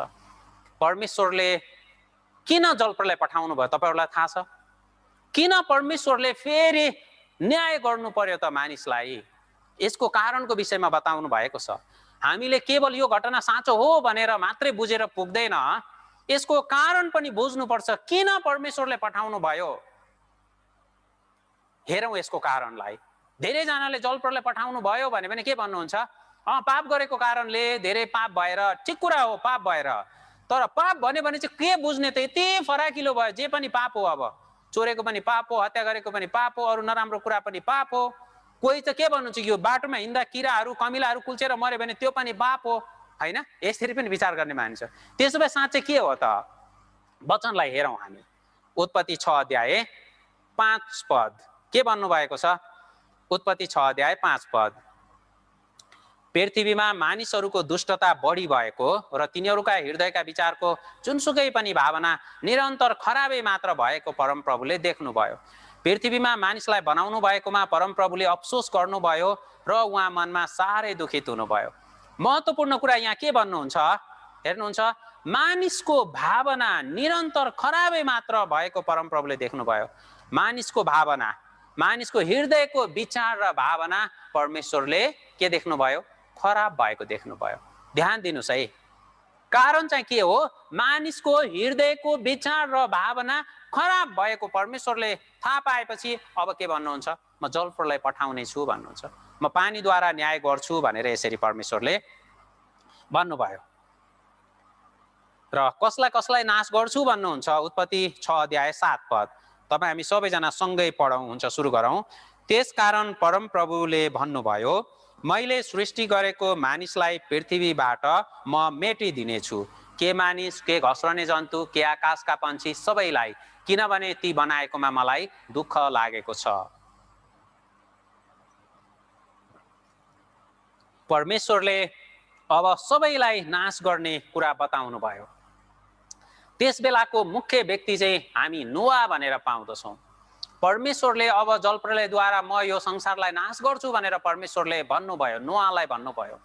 नोआ चाहिँ परमेश्वरले भनेको मान्ने व्यक्ति थिए, परमेश्वरलाई विश्वास गर्ने व्यक्ति थिए र परमेश्वरले यो कुरा नोआद्वारा सबैलाई चेतावनी दिनुभयो र परमेश्वरले नोआलाई चेतावनी दिनुभयो। अनि नोआले परमेश्वरबाट यो चेतावनी पाएपछि नोआले गएर वरिपरिको मानिसहरूलाई अनि भन्नुभयो सबैलाई, अब परमेश्वरले पानीद्वारा न्याय गर्दै हुनुहुन्छ, अब जलप्रलय आउँदैछ र परमेश्वरले नोआलाई यो जलप्रलयबाट बाँच्ने बाटो र उपाय पनि दिनुभयो।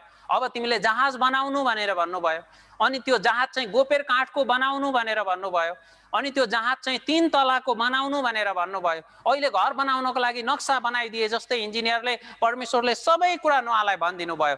कति लामो बनाउने, कति चौडा बनाउने, कति अग्लो बनाउने, कति तलाको बनाउने, झ्याल कतापट्टि बनाउने, कतिवटा बनाउने, ढोका कतापट्टि बनाउने, सबै कुरा परमेश्वरले नोआलाई बताउनु भयो।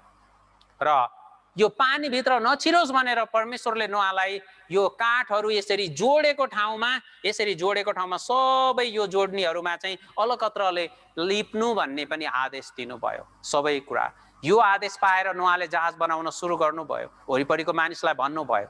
तर के भयो नतिजा? नोआको कुरा मान्छेले पत्याएन। पानी उनीहरूले परेको देखेकै थिएन, थाहै थिएन। त्यस बेलासम्म वचनमा हेर्दछौँ भने नोआको समयसम्म आकाशबाट पानी पर्दैन थियो, शीत मात्रै पर्थ्यो। अनि जमिन मुनिबाट पानी निस्किने र त्यो खोलाहरूले जमिनलाई भिजाउने काम गर्थ्यो। मौसम अचम्मको थियो, अहिलेको भन्दा बिल्कुलै फरक थियो। त्यसकारण कसैले पनि यो कुरा पत्याएन र नोआले जहाज बनाउँदै गर्दा उनलाई सघाउनको लागि कोही पनि गएन र कसैले जहाज बनाएन।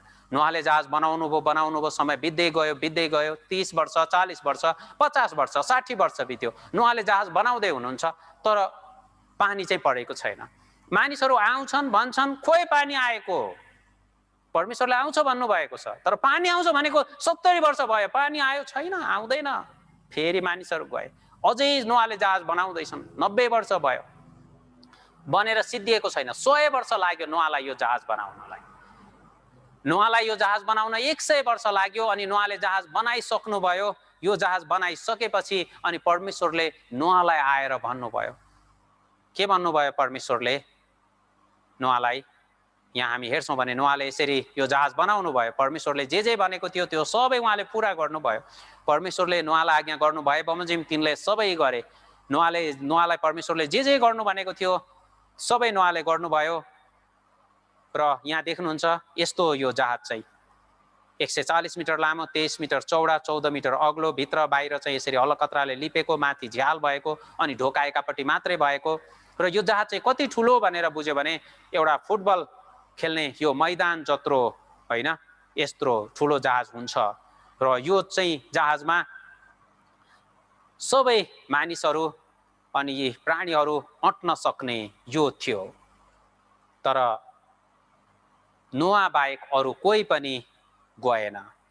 परमेश्वरले नोआलाई भन्नुभयो जहाज बनाइसकेपछि उत्पत्ति 7:4 के भन्नुहुन्छ?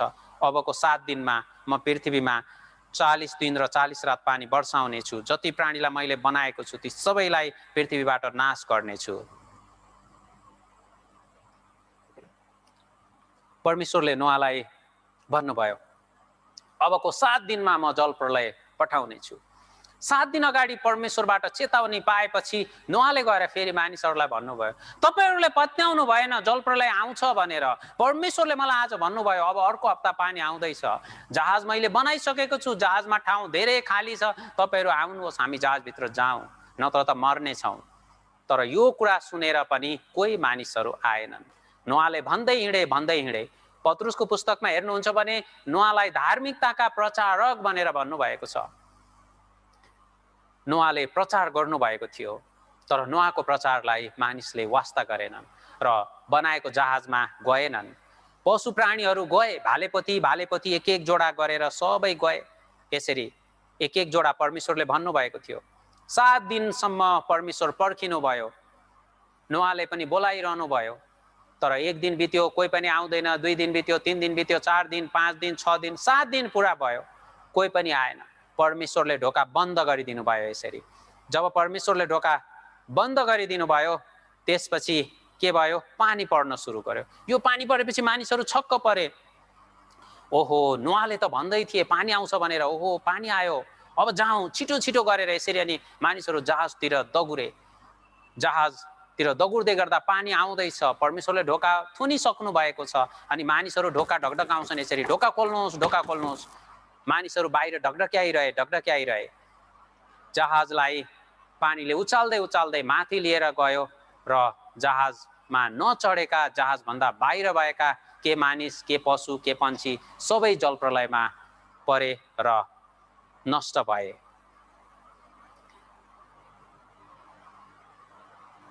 यहाँ हामी उत्पत्ति 7 अध्यायको 19 र 20 पदलाई हेरौँ। उत्पत्ति 7 को 19 र 20।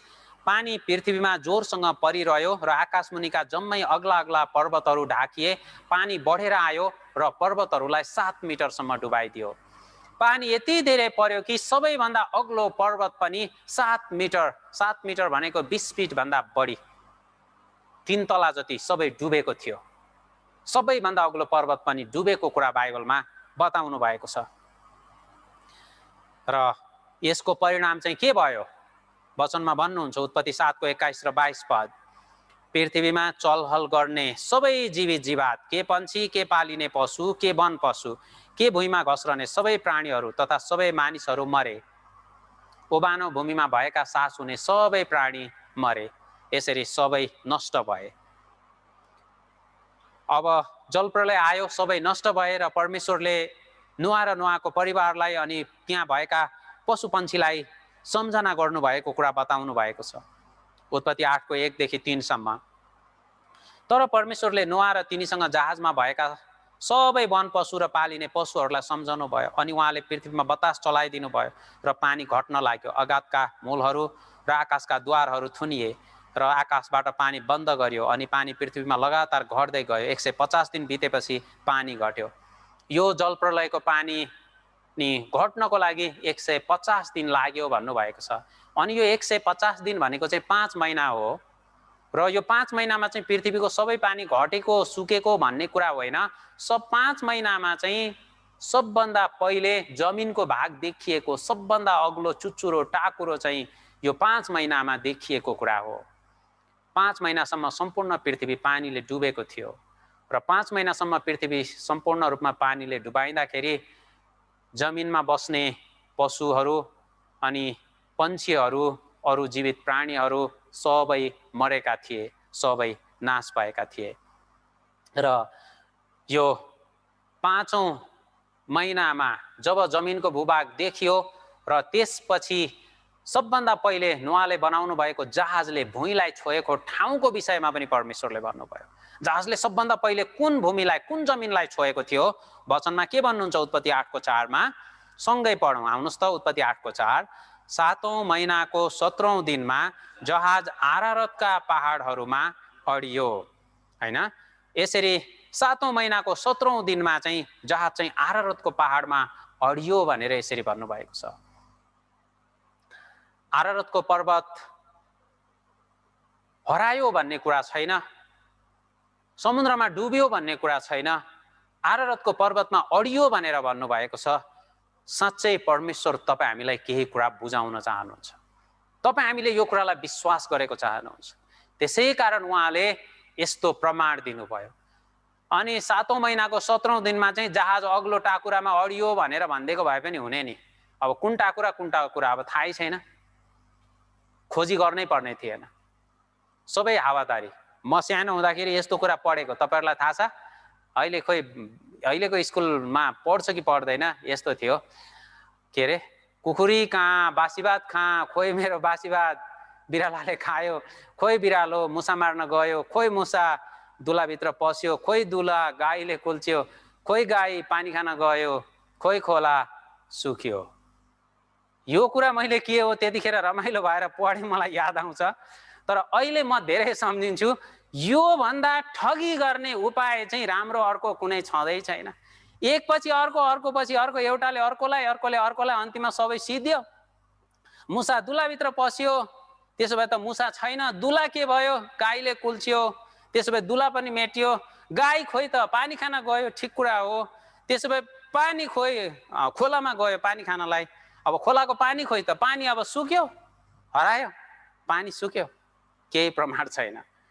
परमेश्वर तपाईँ हामीलाई यस्तो कुरा बताउन चाहनुहुन्न, हरेक कुराको उहाँ तपाईँ हामीलाई प्रमाण दिन चाहनुहुन्छ। हामीले हिजो र आज विशेष गरेर बाइबलको सत्यताको विषयमा जोड दिइराखेका छौँ र यो जोड दिएर परमेश्वरले कुनै कुरा तपाईँ हामीलाई देखाउन चाहनु भएको छ, कुनै कुरालाई तपाईँ हामीले बुझेको चाहनुहुन्छ। त्यो कुन कुरा हो त्यो तपाईँ हामी हरेकले बुझ्नै पर्छ है। हो रहेछ बाइबल सत्य हो, बाइबल अध्ययन गरेर बाइबल सत्य छैन भन्ने मान्छे नै छैन नि। सत्य छ भनेर मात्रै हुन्छ र? त्यसद्वारा परमेश्वरले के बुझाउन खोज्नु भएको त्यो कुरा मानिसले बुझ्न सकेन भने फाइदा छैन। तपाईँ हामीले त्यो कुरा बुझ्नुपर्छ। अनि परमेश्वर तपाईँ हामीलाई यो कुरा बुझाउनको लागि यसरी हरेक कुराको प्रमाण दिनुहुन्छ। र नोहको जहाज चाहिँ आरारत पर्वतमा अडियो भनेर उहाँले यसरी भन्नुहुन्छ।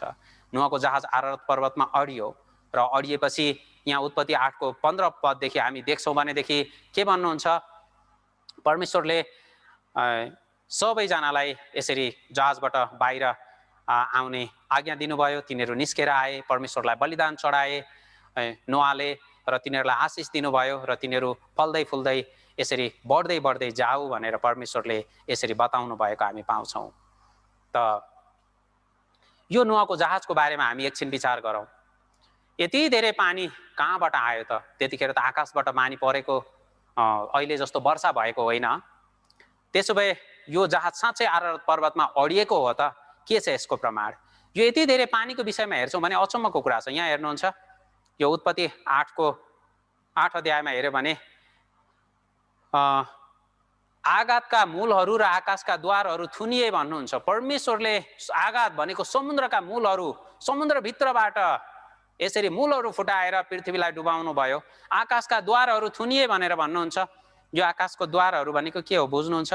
यो छ नि, यो पृथ्वीमाथि यसरी पानी राखिएको थियो नि, यो चित्रमा हेर्नुहुन्छ, यसलाई सबै खन्याइदिनु भयो। यसरी यो माथि भएको पानी यो पृथ्वीमा आयो, यति धेरै मानिसहरू सबै यसरी पानीले डुबेको हो, यो कुरा बताउनु भएको हो।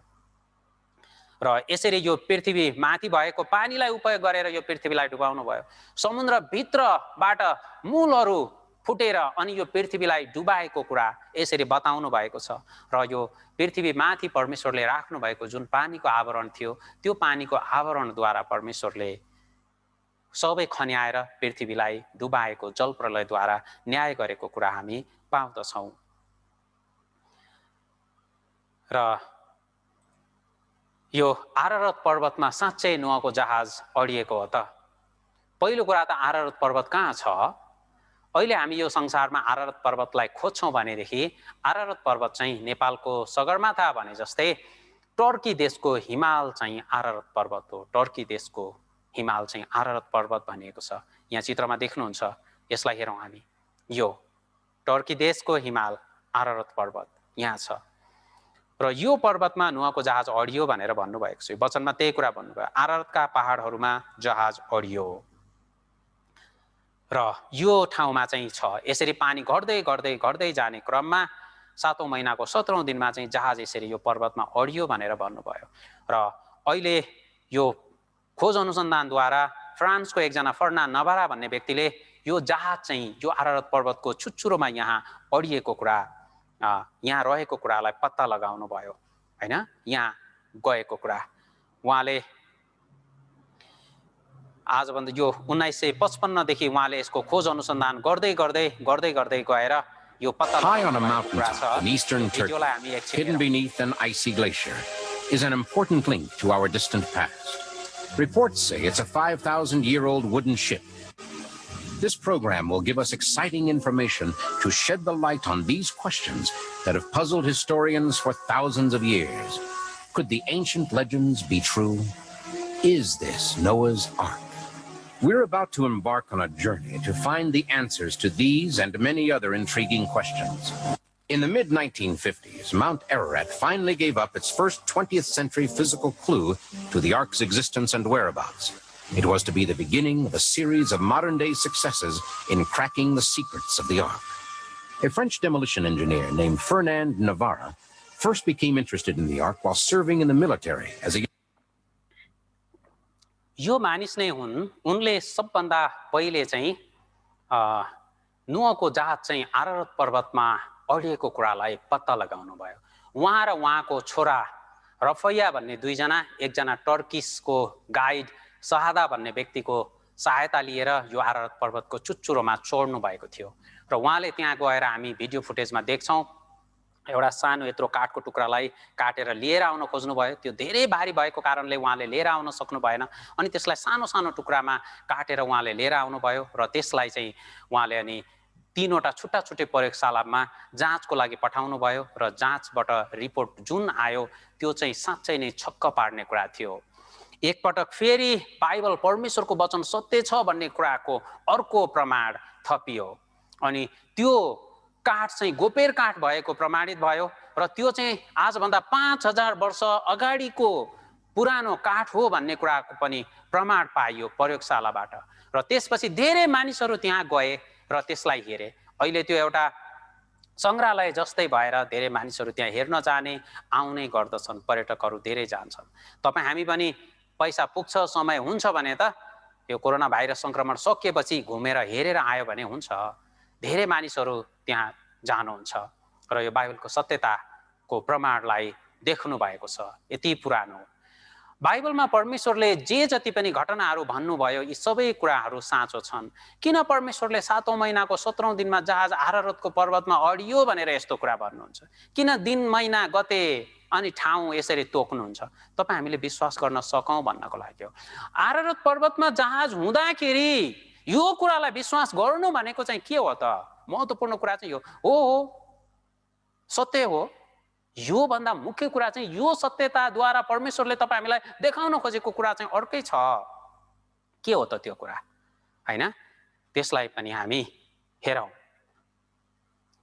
यहाँ यसको केही प्रमाणहरू हेरौँ, त्यसपछि त्यो सत्यतालाई पनि हेरौँ। यहाँ देख्नुहुन्छ यो सेटेलाइटद्वारा खिचिएको तस्बिरहरूमा कुनै बेलामा यो हिउँ पग्लेर गएको बेलामा एकैछिनको लागि यस्तो यो चित्रहरू सेटेलाइटद्वारा खिच्न सकिएको छ। यो पग्लिँदै गरेको हिउँ, ढुङ्गा, चट्टान र यहाँ चाहिँ यो जहाजलाई हामी देख्छौँ। मानिसहरू यहाँ भित्र गएर यस्तो फोटोहरू खिच्नु भएको छ। यहाँ भित्र पसेर हैन, यस्तो 3 तला भनेको जस्तो भनेको त्यस्तै कुरा हामी पाउँछौँ। यो आरारत पर्वत, यसको चाहिँ 300 माइल वरपर कुनै जङ्गल छैन। यो अहिले पनि तपाईँ हामी गएर देख्न सक्ने ठाउँ हो र यहाँ हेर्छौँ भने रुख जङ्गल छैन।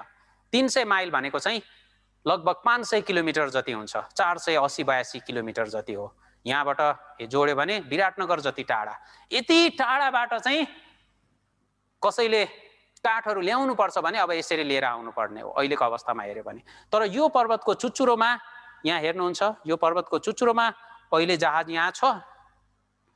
यो जहाज यहाँ हुनु भनेको चाहिँ के हो त भन्दाखेरि साँच्चै नै यो चुच्चुरोमा यहाँ जहाज हुनु भनेको चाहिँ सबै यो पानीले डुबेको थियो भन्ने कुराको प्रमाण हो। यहाँ माथि जहाज तैरिरहेको बेलामा यो पानी घट्ने क्रममा चाहिँ जहाज यहाँनिर अडियो र यहाँ जानुको लागि अब कसरी यो यहाँ लिएर जाने त? केले लग्यो त? मान्छेले लिएर जान सक्दैन। हामीले थाहा पाएको छौँ भौगोलिक अवस्था कस्तो छ। 500 किलोमिटर टाढाबाट यसरी बोकेर लिएर जानुपर्छ अनि यो रित्तै पनि हिँडेर पुग्न सक्ने ठाउँ होइन। तर यो ठाउँमा अहिले पनि के छ त? त्यो नुहले बनाउनु भएको जहाज अहिले पनि हामी त्यहाँ पाउँदछौँ। यो जहाज अहिले पनि त्यहाँ छ र अरू पनि जल प्रलय साँच्चै आएको थियो भन्ने कुराका थुप्रै प्रमाण हामी यहाँ देख्छौँ। यहाँ देख्नुहुन्छ यो अमेरिकाको ग्रान्ड क्यानन हो। यहाँ हेर्नुहुन्छ यो भूभाग हेर्दा चाहिँ धेरै टाढाबाट खिचेको कारणले यस्तो देखिन्छ। यो दूरी कति हो? यो 1600 मिटर, यो भनेको झन्नै 2 किलोमिटर, करिब 2 किलोमिटर गहिरो छ। यो सिधा गहिरो छ। यो अचम्मको कुरा हो। यो यस्तो यहाँ देख्नुहुन्छ यो सिधा गहिरो छ 2 किलोमिटर, करिब 2 किलोमिटर। र यसले पनि के देखाउँछ? एकचोटि हाम्रो पृथ्वी पूर्ण रूपले पानीले डुबेको थियो भन्ने कुराको प्रमाण देखाउँछ। अनि हाम्रो देशमा पनि अनि संसारमा अरू विभिन्न ठाउँमा पनि हुनै नसक्ने कुराहरू देख्छौँ। जस्तो कि हामीले एकछिन अगाडि हेर्दै थियौँ, मरुभूमिमा विशाल रुखहरू पाइन्छन्, अचम्मको कुरा हो। अनि जनावरका अवशेषहरू, हाडहरू पाइन्छन्, यो अचम्मको कुरा हो। यो चाहिँ त्यहाँ पहिले थिए भन्ने कुराको प्रमाण हो। तर हुनै नसक्ने कुरा चाहिँ के छ? यहाँ हेर्नुहुन्छ, यो चित्रमा हेर्नुहुन्छ, यो अंग्रेजीमा चाहिँ यो वैज्ञानिकहरूले दिने नाम चाहिँ यसलाई एमोनाइट भनेर भन्छ। यो चाहिँ समुद्रमा बस्ने जीव हो। हेर्नुहुन्छ यसरी समुद्रमा, तर यो 7 समुद्र पारी भएको यो जीव यति हाम्रो देशको हिमालहरूमा आइपुगेको छ। यस्तो ठाउँहरूमा यसका अवशेषहरू हामी पाउँदछौँ। यो शङ्खेकिरा यो समुद्र सतहको नजिक पाउने, तराईतिर पाउँछ। झापा मोरङतिर जानुहुन्छ भने यो पाउनुहुन्छ, तर पहाडतिर चाहिँ यो पाउन सकिँदैन। तर अचम्मको कुरा, पहाडमा चाहिँ यो भेटिँदैन, तर यति यो हिमाली क्षेत्रमा यसको अवशेषहरू यहाँ पाइन्छ। अनि यो यहाँ जीवितै अवस्थामा पुगेको छ। यसले के कुरालाई देखाउँछ? एकचोटि सम्पूर्ण रूपमा जल प्रलयले यो पृथ्वी पुरै डुबेको थियो भन्ने कुराको हामी प्रमाण पाउँदछौँ। र हाम्रो देशको सगरमाथा संसारकै सबभन्दा अग्लो हिमाल हो। र भूगर्भविदहरू हाम्रो देशको सगरमाथा पनि एकचोटि पानीभित्र डुबेको थियो भनेर भन्नुहुन्छ। अनि यहाँ देख्नुहुन्छ, यो अङ्ग्रेजीमा येलो बेल्ट भन्छ, पहेँला धर्साहरू। यो धर्साहरू छ, यो धर्साहरू सबै, यो धर्साहरू यो पानीको धर्साहरू हो। तपाईहरूले देख्नु भएको छ नि, कहिलेकाहीँ बाढी आएको बेलामा खोलाको आसपासमा तपाईँ जानुहुन्छ भने त्यहाँ के हुन्छ? बाढी आएको बेलामा पानीको यहाँसम्म तह छ, फेरि त्यसको फिँजहरू सुकेर यति गयो, तह यसरी हामी देख्छौँ। यो पत्र यति थियो, यति थियो, यति थियो, घट्दै घट्दै गएको यो थाहा पाउँछौँ। धेरै समयसम्म पानीले डुबेको कारणले हाम्रो सगरमाथा पनि यसरी पानीले डुबेको प्रमाण हामीले पाउँदछौँ। परमेश्वरले एकचोटि यो संसार साँच्चै नै जल प्रलयद्वारा डुबेको थियो भन्ने कुराको प्रमाण तपाईँ हामीलाई दिनुभयो। सच्चै यो कुरा साँचो हो, यो कुरा सत्य छ। तर यो कुराद्वारा परमेश्वरले तपाईलाई केवल बाइबल सत्य छ यो कुरा मात्रै होइन, यसबाट मुख्य गरी बुझाउन खोज्नु भएको कुरा चाहिँ परमेश्वरले गर्नुहुने न्यायको विषयमा हो। अदनको बगैँचा सत्य भएर उहाँले तपाईँ हामीलाई अदनको बगैँचा मध्यपूर्वमा थियो भन्ने कुराको प्रमाण दिन खोज्नु भएको होइन। मानिसको इतिहास चाहिँ आदम र हव्वाबाट नै सुरु भएको हो, यो कुरा मुख्य कुरा होइन। यहाँबाट उहाँले तपाईँ हामीलाई बुझाउन खोजेको कुरा चाहिँ परमेश्वर सृष्टिकर्ता हुनुहुन्छ र उहाँले इन्साफ गर्नुहुन्छ। भन्नुस् त के गर्नुहुन्छ? परमेश्वरले इन्साफ गर्नुहुन्छ, उहाँले इन्साफ गर्नुहुन्छ। यो कुरा बुझाउन खोज्नु भएको हो। यहाँ हामी हेरौँ, आज हामीले दुईवटा ऐतिहासिक घटनालाई हेरेका छौँ। अदनको बगैँचाको कुरा सत्य हो र त्यसपछि नोआको समयमा आएको जल प्रलयको घटना। यी घटनाद्वारा हामी के बुझ्छौँ? मानिसले परमेश्वरको आज्ञाकारी गर्छ भने परमेश्वरले उसलाई आशिष दिनुहुन्छ, तर मानिस अनाज्ञाकारी गर्छ भने परमेश्वरले निश्चय नै त्यसलाई फेरि के गर्नुहुन्छ? न्याय गर्नुहुन्छ। विचार गर्नुहोस्, नोआले परमेश्वरमा आज्ञाकारी गरे र उनले कति ठुलो आशिष पाए। अचम्मको कुरा होइन, कति ठुलो आशिष पाए। संसारका सबै मानिसहरू जल प्रलयमा डुबेर मारिँदाखेरि नोआले आफू र आफ्नो परिवारलाई बचाउनु भयो। नोआले कति पैसा पाएको होला? नोआले कति केजी सुन पाएको होला? तुलना गर्न सकिन्छ? हामी हिसाब गर्न सक्छौँ? सबभन्दा ठुलो कुरा आफू र आफ्नो परिवारलाई बचाए अनि पुरै संसार चाहिँ अब उनको भयो। आज्ञाकारी हुँदाको इतिहास, आज्ञाकारी हुँदाको इतिहास। र अनाज्ञाकारी गर्नेहरूलाई पनि विचार गर्नुहोस् त। अनाज्ञाकारी गर्नेहरू, नोआले जहाज बनाउनु भयो, जहाज बनाउन गएनन्। बनाउनलाई उत्साह होइन, सधैँभरि निरुत्साह गरे। 100 वर्ष बित्यो, ठट्टा मात्रै गरिरहे। एक हप्ता अगाडि परमेश्वरले चेतावनी दिनुभयो। यो चेतावनी पाएर नोआ फेरि तिनीहरूलाई बताउनको लागि गए, बोलाउनको लागि गए, प्रचार गरे, तर कोही पनि आएन, कसैले पनि पत्ता आएन। र अन्तिम मौका, जहाजभित्र पस्छ भने बाँच्ने थिए, तर कहाँ पानी आउँछ, खोइ पानी कहाँ आउँछ, यो नोआले के कुरा गर्ने, खोइ कहाँ पानी आउँछ, यही विचार गरेर तिनीहरू भित्र गएनन्। र परिणाम हामी देख्छौं, सबभन्दा अग्लो पर्वत पनि 7 मिटर डुब्यो, 7 मिटर डुब्यो। त्यसो भए नडुबेको के थियो होला? अनि 5 मिनट डुबेको भनेको छ र एकछिनको लागि खरे खोला उर्लेर आएको जस्तो होइन। वचनमा हामी देख्छौं 150 दिनमा त हिमालको चुचुरा मात्रै देखिएको हो, अझै समय अरु 7 महिनासम्म पनि डुबेको कुरा हामी पाउँदछौं। तपाईँ हामीले यहाँबाट बुझ्नै पर्छ कि अनाज्ञाकारी गर्छ भने, परमेश्वरले भनेको मान्दैन भने परमेश्वरले न्याय गर्नुहुन्छ र अनि यसको मूल्य चाहिँ कति ठुलो छ। ती ढिट मान्छेहरूलाई विचार गर्नुहुन्छ, नोआको समयको मानिसहरूलाई खाँदै थिए, पिउँदै थिए, विवाहबारी गर्दै थिए भनेर भन्नुभएको छ। तिनीहरू खालि त्यही कुरामा मस्त थिए, जहाजभित्र गएको भए बाँच्ने थिए, किन गएनन्? एउटै कुरा हो, नोआको कुरालाई उनीहरूले नटेरेका हुन्। नोआले परमेश्वरको कुरा भन्दै हुनुहुन्छ भनेर चाहिँ विचार गरेन। यो बाइबललाई पनि तपाईँ हामीले अध्ययन गर्ने क्रममा, अहिले पनि वचन सुन्ने क्रममा यो चाहिँ मान्छेको वचन हो भनेर विचार गर्यो भनेदेखि नोआको समयको मानिसहरूले गरेको गल्ती अहिले तपाईँ र म पनि दोहोर्याउँछौँ, त्यही गल्ती दोहोर्याउँछौँ। यदि यो मान्छेको वचन हो भनेर विचार गर्यो भने नोआको समयका मानिसहरूले नोआले आफ्नो कुरा गर्दैछ यसरी विचार गरे र उनीहरू ढिट भए र नष्ट हुनु पर्यो। त्यसको प्रमाण हामी देख्छौँ। यहाँ हेरौँ हामी, नोआको समयलाई परमेश्वरले पानीले न्याय गर्नुभयो र साँच्चै गर्नुभयो कि गर्नु भएन? गर्नुभयो। हामी यो कुरा थाहा पाउँछौँ, नोआको समयलाई परमेश्वरले पानीद्वारा न्याय गर्नुभयो। र अब चाहिँ के भन्नुहुन्छ? अब पानीले न्याय गर्ने होइन, अब चाहिँ म आगोद्वारा न्याय गर्छु भनेर परमेश्वरले भन्नुभएको छ। यो वचन तपाईँ हाम्रो लागि कति महत्त्वपूर्ण छ। दोस्रो पत्रुस 3 अध्याय 6 र 7 पद। त्यही पानीबाट त्यस समयको संसार जल प्रलयमा डुबेर नष्ट भयो, तर त्यही वचनले भक्तिहीन मानिसको इंसाफ र विनाशका दिनसम्मको लागि अहिलेको आकाश र पृथ्वी आगोको निम्ति साँची राखिएका छन्। महत्त्वपूर्ण कुरा, त्यही पानीबाट त्यस समयको संसार जल प्रलयमा डुबेर नष्ट भयो, तर त्यही वचनले, विचार गर्नुहुन्छ, तर त्यही वचनले। यो भनेको के होला? यो के भन्नु हुँदैछ प्रेरित पत्रुस यहाँ? आजभन्दा 2000 वर्ष अगाडि, 3500 वर्ष, त्योभन्दा 1600 वर्ष पछाडि पत्रुसले भन्नुभएको कुरा हो।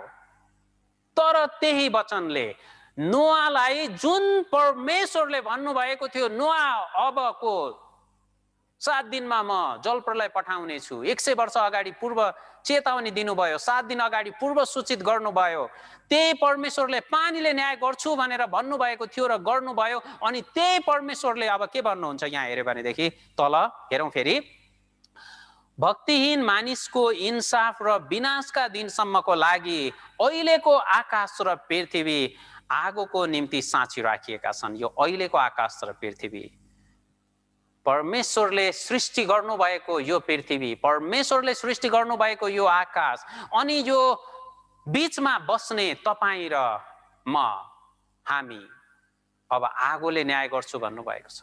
यो आकाशलाई, यो पृथ्वीलाई परमेश्वरले न्याय गर्छु भन्नुभएको छ। त्यही वचनले पानीले न्याय गर्छु भन्नुभयो र उहाँले न्याय गर्नुभयो। अब त्यही परमेश्वरले के भन्नुभएको छ? अब म आगोले न्याय गर्छु भन्नु हुँदैछ। गर्नु होला र? यस्तो विचार गर्नु हुँदैन। परमेश्वरले जल प्रलय पठाउँछु भन्नुभयो र पठाउनु भयो। अनि मान्छेले अविश्वास गरेर के हुन्छ? रोमीको पुस्तक 2 अध्यायमा हेर्नु भने मानिसले अविश्वास गरेर के हुन्छ भनेर भन्नुभएको छ। मान्छेले अविश्वास गरेर परमेश्वर विश्वासयोग्य हुनुहुन्न र यसरी भन्नुभएको छ। नोआको समयको मानिसहरूलाई विचार गर्नुहुन्छ, ए कहाँ पानी आउँछ, यसरी विचार गरेको हो, आएन। अनि कतिले विश्वास गरेको थियो? अहिलेको अवस्थामा भन्यो भने सबैले अविश्वास गरेको हो, 7 अर्ब मान्छेमा नोआको परिवारलाई छुट्यो भनेदेखि अरू सबै अविश्वास हो। तर के फरक पर्छ? मान्छेले अविश्वास गरेर, मान्छेले नपत्याएर, मान्छेले ढिड भएर परमेश्वरले जुन कुरा गर्छु भनेर भनिसक्नु भएको छ, परमेश्वर मन बदल्नुहुन्न, परमेश्वरले आफ्नो कुरा फेर्नुहुन्न। उहाँले जे गर्छु भनेर भन्नुभयो भने त्यो चाहिँ पुरा गर्नुभएको छ। अनि बाइबलमा भनेको हरेक कुरा साँचो छ। जलप्रलय पठाउँछु भन्नुभयो र पठाउनु भयो, अब आगो पठाउँछु भन्नुभएको छ, उहाँले आगो पठाउनुहुन्छ। हामी ती मानिसहरू जस्तै अनाज्ञाकारी हुन्छौँ भने नष्ट हुनेछौँ। ती मानिसहरू जस्तै परमेश्वरको वचनलाई नोआको कुरा हो भनेर विचार गरे जस्तै अहिले यो चाहिँ प्रचारकको विचार हो, यो मान्छेको कुरा हो, यो पास्टरको कुरा हो, यो चर्च जाने मान्छेको कुरा हो, यसरी विचार गर्यो भने त्यो विचार गर्ने मानिस पनि नष्ट हुन्छ। परमेश्वर तपाईँ हामीलाई बचाउन चाहनुहुन्छ। परमेश्वरको विषयमा हामीले गलत कुरा विचार गर्नु हुँदैन। कहिलेकाहीँ हामी धोकामा पर्न सक्छौँ। नोआको समयको मानिसलाई परमेश्वरले ओहो यति धेरै मान्छेले अविश्वास गरे, मानेनन्, यति निर्दयी भएर नाश गर्नुभयो, यसरी विचार गर्ने मानिसहरू पनि छन्। यो कुरा ठिक होइन। तपाईहरू पनि कोही यसरी विचार गर्नुहुन्छ भने गलत बुझेको कारणले हो। यसरी हामीले विचार गर्नु हुँदैन। हामी मध्येको व्यक्ति चाहिँ यस्तो हुनु हुँदैन। परमेश्वर निर्दयी हुनुहुन्न, परमेश्वर क्रूर हुनुहुन्न, परमेश्वर कसैलाई पनि नाश गर्न चाहनुहुन्न। त्यसो भए किन जलप्रलय पठाएको त? यो प्रश्न आउन सक्छ। तपाईहरूलाई थाहा छ परमेश्वरले जलप्रलय पठाउनु भयो, तर यो पठाउनुभन्दा अगाडि बाँच्ने उपाय दिनुभयो। परमेश्वरको कामलाई हामी एकचोटि विचार गरौँ। उहाँले मानिसलाई मार्न चाहनुहुन्छ भने किन म अब जलप्रलय पठाउँछु भनेर भन्नुपर्छ? चुपचाप पठाइदियो भने त तुरुन्तै बगाएर लगिहाल्छ, सिद्धिहाल्यो नि। मार्नु नै इच्छा छ भने किन नोआलाई जहाज बनाउन सिकाउनु? अनि बनाइन्जेल किन पर्खिनु? अनि सबभन्दा परमेश्वरको हृदयलाई तपाईहरू विचार गर्नुहुन्छ। परमेश्वरको हृदय कस्तो छ? परमेश्वरको हृदय कस्तो छ? यो 7 दिन अगाडि किन परमेश्वरले भन्नुभयो होला नोआलाई? 7 घण्टा अगाडि भने पुग्ने हो। ए नोआ जलप्रलय आउँदैछ, छिटो तिमी जहाजमा जाऊ, सिध्यो। किन 7 दिन दिनुभयो? वरिपरिको टाढाभन्दा टाढाको मान्छे पनि हिँडेर आउन सक्ने ठाउँ हो त्यो 7 दिन। त्यस बेलामा चाहिँ पृथ्वी सबै एकै ठाउँमा हो, 7 समुद्र पारी छैन, यहाँ र त्यहाँ होइन। परमेश्वर सबैलाई बचाउन चाहनुहुन्थ्यो। हठी भन्दा हठी मानिसहरू पनि बाँचेको चाहनुहुन्थ्यो र त्यसको लागि उहाँले अन्तिमसम्म कोसिस गर्नुभयो। तर मानिस हठी भएको कारण तिनीहरू नाश भएका हुन् नि। परमेश्वरको त्यही वचनले भन्नुभयो र जलप्रलय आयो र अब चाहिँ परमेश्वरले आगोद्वारा न्याय गर्छु भन्नुभएको छ। अनि उहाँले आगोले न्याय गर्नुहुन्छ। उहाँले जे भन्नुभएको छ त्यो पुरा गर्नुहुन्छ। तपाईँ हामीले बाइबल सत्य छ भनेर बुझ्ने कुरा चाहिँ परमेश्वरको न्यायलाई हो। अदनको बगैँचाको घटना साँचो हो। आदम र हव्वाले अनाज्ञाकारी गर्दा बगैँचाबाट निकाल्नु भयो। नोआको समयका मानिसहरूले के ठुलो पाप गरेका थिए? त्यसो भए मैले त के पाप गरेको छ र? मैले त केही पाप गरेको छैन। नोआको समयका मान्छेले त्यतिखेर के गर्दै थिए त्यो बाइबलमा छैन, कसैलाई पनि थाहा छैन। तर प्रभु येशू सारा सृष्टिको मालिकले के भन्नुहुन्छ? मत्तीको पुस्तक 24 अध्यायमा हेर्नुहुन्छ भने के भन्नुहुन्छ? नोआको समयमा मानिसहरू जलप्रलय आउनुभन्दा अगाडि खाँदै थिए, पिउँदै थिए र विवाहबारी गर्दै थिए। खानु, पिउनु, विवाह गर्नु परमेश्वरले मानिसलाई दिनुभएको कुरा हो। यो पाप होइन।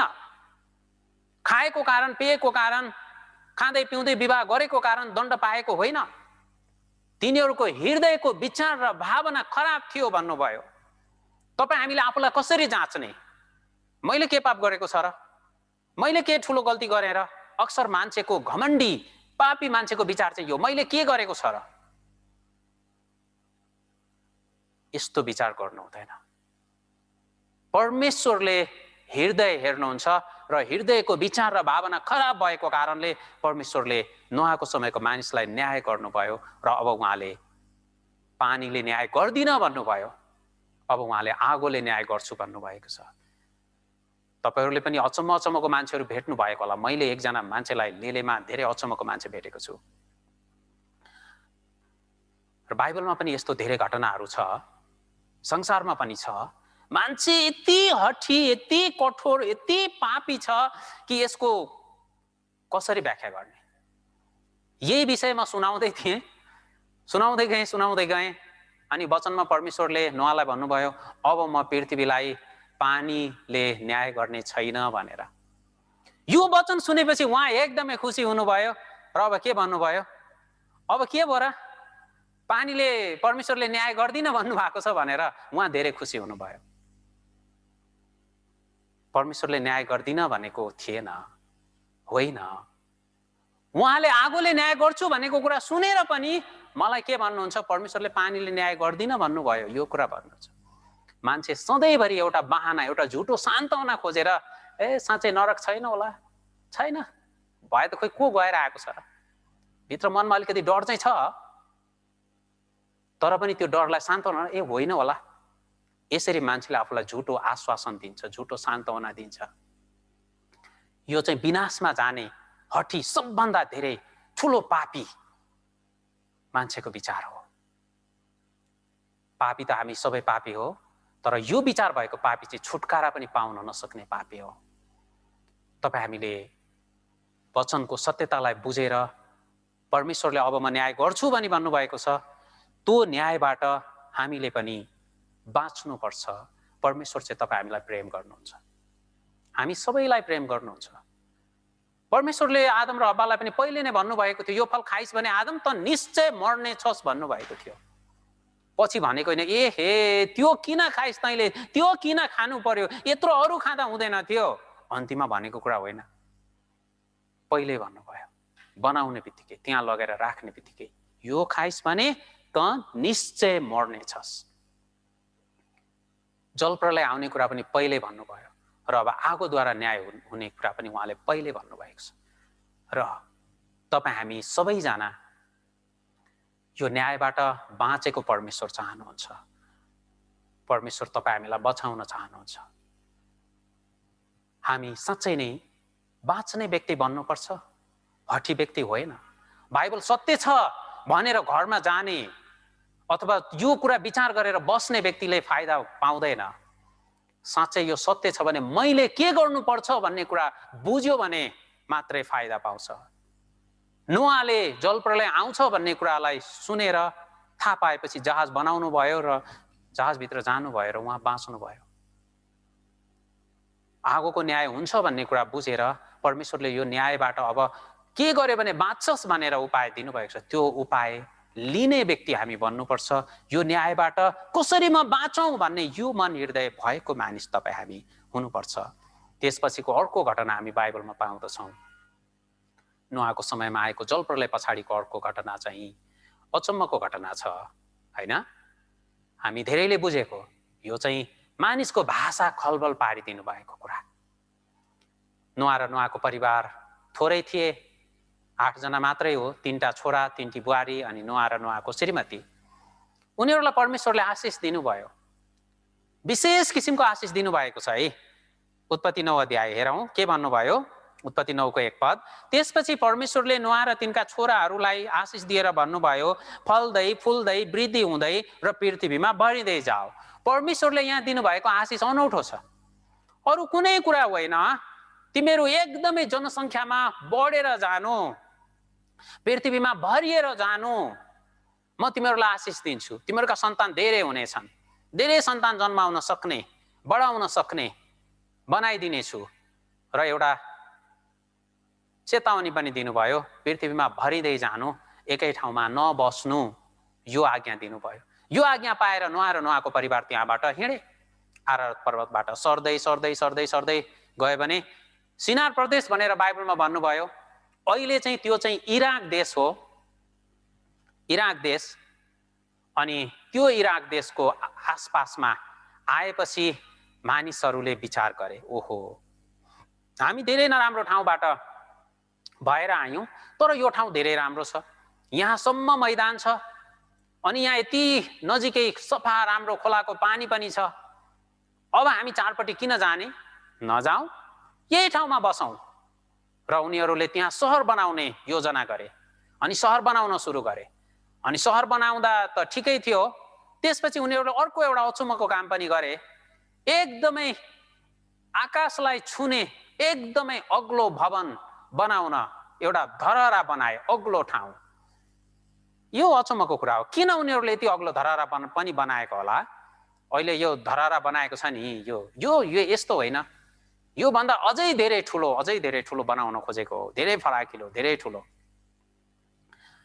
त्यसको भग्नावशेषहरू अहिले हेर्यो भने धेरै विशाल क्षेत्रमा फैलिएको छ, धेरै ठुलो बनाउन खोजेको थियो। किन त्यो अग्लो धरहरा बनाउन खोजेको हो?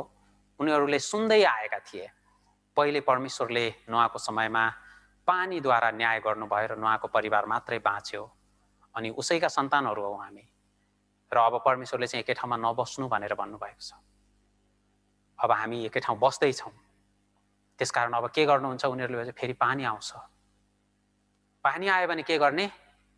यही अग्लो धरहरामा चढ्ने र आफू बाँच्ने, यस्तो विचार गरे र उनीहरूले सहर बनाउन थाले, धरहरा बनाउन थाले। अब परमेश्वरले हेर्नुभयो, मान्छे फेरि अनाज्ञाकारी भए, फेरि ढिट भए, भनेको टेर्दैनन्, र परमेश्वरले यहाँ चाहिँ अचम्मको तरिका लगाउनु भयो फेरि, र तिनीहरूलाई संसारभरि पठाउने उपाय खोज्नुभयो, र त्यो उपाय चाहिँ मानिसको भाषा खलबल पारेको कुरा हो। यहाँनिर हेरौँ वचनमा, उत्पत्ति 11 अध्याय। त्यसबेला जम्मै पृथ्वीमा एउटै भाषा र एकै खालको बोली थिए। मानिसहरू पूर्वतिर सर्दै जाँदा सिनार देशमा एउटा मैदान भेट्टाएर त्यही बसोबास गरे। तिनीहरूले आपसमा भने, लौ हामीहरू इट बनाएर पोलौँ। ढुङ्गाको सट्टा इट र हिलोको सट्टा अलकत्रा तिनीहरूले प्रयोग गरे। तब तिनीहरूले भने, लौ हामी आफ्नो निम्ति एउटा सहर र स्वर्गैसम्म पुग्ने एउटा धरहरा बनाऊ, अनि आफ्नो नाउँ राखौँ, र हामी पृथ्वीभरि जताततै नछरियौँ। मानिसहरूले यहाँ के भन्छन्? आफ्नो नाउँ राखौँ, हामी पृथ्वीभरि जताततै नछरियौँ, अग्लो धरहरा बनाऊ। किन यसरी भनेको? उनीहरूले अब जलप्रलय आयो भने त्यहाँ चढेर बाँच्नको लागि। परमेश्वरले यो कुरा थाहा पाउनुभयो र के भन्नुहुन्छ? अनि परमप्रभुले भन्नुभयो, यदि एउटै भाषा बोल्ने एउटै जातिको स्थानमा अहिले यिनीहरूले यो गरे भने अब तिनीहरूले योजना गरेको कुनै पनि कुरा असम्भव हुने छैन। आओ तल ओर्लेर गई तिनीहरूको भाषा खलबल पारिदिउँ र तिनीहरूले एकअर्काको बोली नबुझुन्। यसरी परमेश्वरले ती हठी अनाज्ञाकारी मानिसहरूलाई संसारभरि छरपष्ट पार्नको लागि, यो संसारलाई फेरि आबाद गर्नको लागि, हराभरा बनाउनको लागि, मानिसलाई तित्तर-बित्तर पार्नको लागि भाषा खलबल पार्नुभयो भन्नुभएको छ। अनि संसारको सृष्टिलाई तपाईँ हामी हेर्छौँ भनेदेखि सबैको भाषा एउटै छ। कुकुरको भाषा, चराको भाषा, जनावरको भाषा, सबैको भाषा एउटै छ।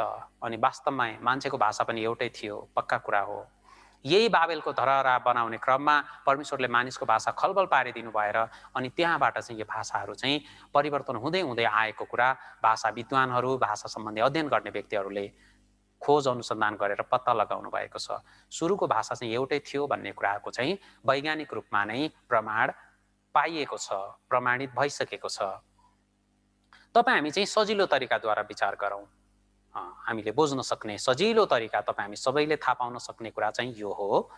संसारका सबै प्राणीको भाषा चाहिँ एउटै थियो भन्ने कुरा हामी बुझ्न सक्छौँ। हेर्नुहोस् त, नेपालको कुकुर, अमेरिकामा भएको कुकुर सबै भुक्छ अनि एउटाले अर्कोको कुरा बुझ्छ। चरा पनि उस्तै हो। नेपालमा पनि कागले काग काग भनेर बोलाउँछ, विदेशमा अरू टाढा 7 समुद्र पारीका देशहरूमा पनि काग काग भन्छ। यहाँको काग र त्यहाँको काग जान्छ भने उनीहरू यो कम्युनिकेसन सञ्चार गर्न सक्छन्, के कुरा भन्न सक्छन्। नेपालमा कुखुरा बासे पनि, भारतमा कुखुरा बासे पनि, भाले बास्यो भनेदेखि नेपालमा चाहिँ कुखुरी कहाँ, होइन? अघि मैले तपाईँहरूलाई कथा सुनाएँ नि, कुखुरी कहाँ, बासी भात कहाँ भन्ने, कुखुरी कहाँ।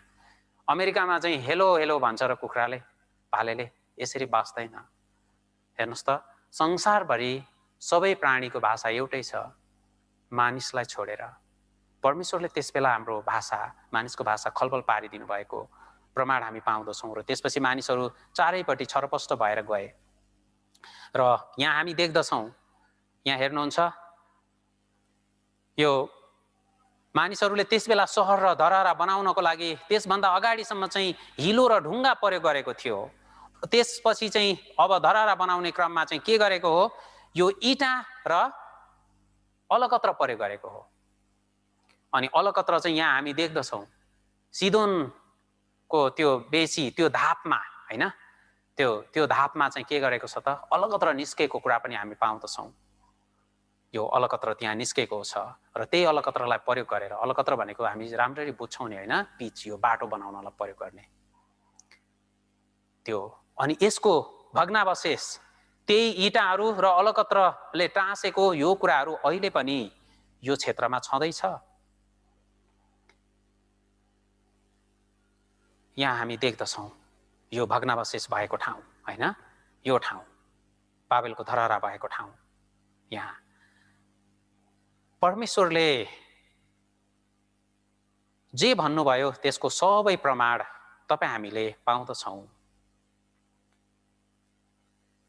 आज हामीले हेर्यौँ अदनको बगैँचाको विषयमा, अनि नोहको जहाज र जलप्रलयको विषयमा, अनि बाबेलको धरहराको विषयमा। यी तीनवटै घटना ऐतिहासिक घटनाहरू हुन् र वैज्ञानिक रूपमा प्रमाणित भएका कुराहरू हुन्। बाइबल परमेश्वरको वचन सत्य छ र परमेश्वरले जे भन्नुहुन्छ त्यो पक्का गरी पूरा गर्नुहुन्छ भन्ने कुरा यो हरेक घटनाले तपाईँ हामीलाई बताउँछ। यो कुरा सत्य हो भने के सत्य हो त? हाम्रो आँखाले नदेखेको स्वर्गको राज्य पनि साँच्चै छ, किनभने परमेश्वर झुटो बोल्नुहुन्न। अनि स्वर्ग मात्रै होइन, यो हाम्रो आँखाले नदेखेको नरक पनि साँचो हो। अनाज्ञाकारीहरूलाई परमेश्वरले न्याय गर्नुहुन्छ। के भन्नुभएको छ हिब्रू 9:27 मा? तपाईँ हामी सँगै पढौँ, आउनुहोस् त सबैजना सँगै पढौँ है। हामी अन्तिम वचन हो यो आजको लागि, सँगै पढौँ। जसरी मानिसको निम्ति एक पटक मर्नु निश्चित छ र त्यसपछि इन्साफ। मानिसको लागि मर्ने कुरा निश्चित छ अनि मरेपछि सकिएन, इन्साफ बाँकी छ भन्नुभयो। मरेपछि सकिएन, के बाँकी छ? इन्साफ बाँकी छ। किन इन्साफ बाँकी छ? मृत्युपछि अनन्तको ठाउँ इन्साफबाट बचाएर लैजानलाई स्वर्ग पनि छ, अनि इन्साफमा परेर नाश हुनेहरूको लागि अनन्तको ठाउँ यो नरक पनि छ। परमेश्वर तपाईँ हामीलाई यहीँबाट बचाएर स्वर्गमा लान चाहनुहुन्छ। यो स्वर्गको राज्यमा उहाँ तपाईँ हामीलाई लैजान चाहनुहुन्छ। तपाईँ हामीले यो स्वर्गको राज्यलाई विश्वास गरेको परमेश्वर चाहनुहुन्छ। यो स्वर्ग छ भन्ने कुरा बाइबलको सत्यतालाई बुझेर त्यो स्वर्गको राज्यलाई खोजी गरेको चाहनुहुन्छ। त्यहाँ म कसरी जान सक्छु यो कुरा बुझेको चाहनुहुन्छ। त्यो नरक पनि छ अनि यो नरकबाट म कसरी बाँच्न सक्छु यो हृदय भएको परमेश्वर चाहनुहुन्छ। बाइबल सत्य हो भनेर बुझेको मात्रै परमेश्वर चाहनुहुन्न।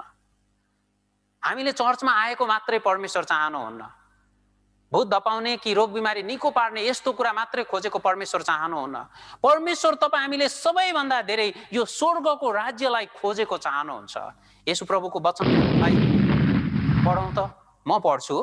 सारा जगत प्राप्त गरेर पनि आफ्नो प्राण गुमायो भने मानिसलाई के लाभ हुन्छ? अथवा मानिसले आफ्नो प्राणको सट्टामा के दिन सक्छ? आत्माको सट्टामा मानिसले के दिन सक्छ? शरीर त मर्ने हो, मर्ने हो, सिद्धिने हो, सबैको सिद्धिने हो, तर आत्मा अमर छ नि। यो अमर आत्मालाई परमेश्वर बचाउन चाहनुहुन्छ। तपाईँ हामीले यो आत्माको वास्ता गरेको र यो आत्माको वास्ता गरेर तपाईँ हामीले स्वर्गको राज्य, यो स्वर्गको राज्यलाई खोजेको चाहनुहुन्छ। यो अनन्तको ठाउँ हो। परमेश्वर तपाईँ हामीले स्वर्ग र नरकलाई विश्वास गरेको चाहनुहुन्छ। अनि यो नरकलाई पनि विश्वास गरेर नरकबाट निस्कने मन हृदय चाहनुहुन्छ। स्वर्गमा जाने उत्कट इच्छा र चाहना, सबै कुरा भन्दा बढी स्वर्गको राज्यमा म कसरी जाने यो खोजेको चाहनुहुन्छ। हामीले परमेश्वरको यो इच्छालाई बुझेर तपाईँ हामी सबैजना नै त्यो विनाशको ठाउँ, नराम्रो ठाउँ नरकबाट निस्कने र त्यो राम्रो शान्ति आनन्दको ठाउँ स्वर्गको राज्यमा जाने व्यक्ति हामी हुनुपर्छ।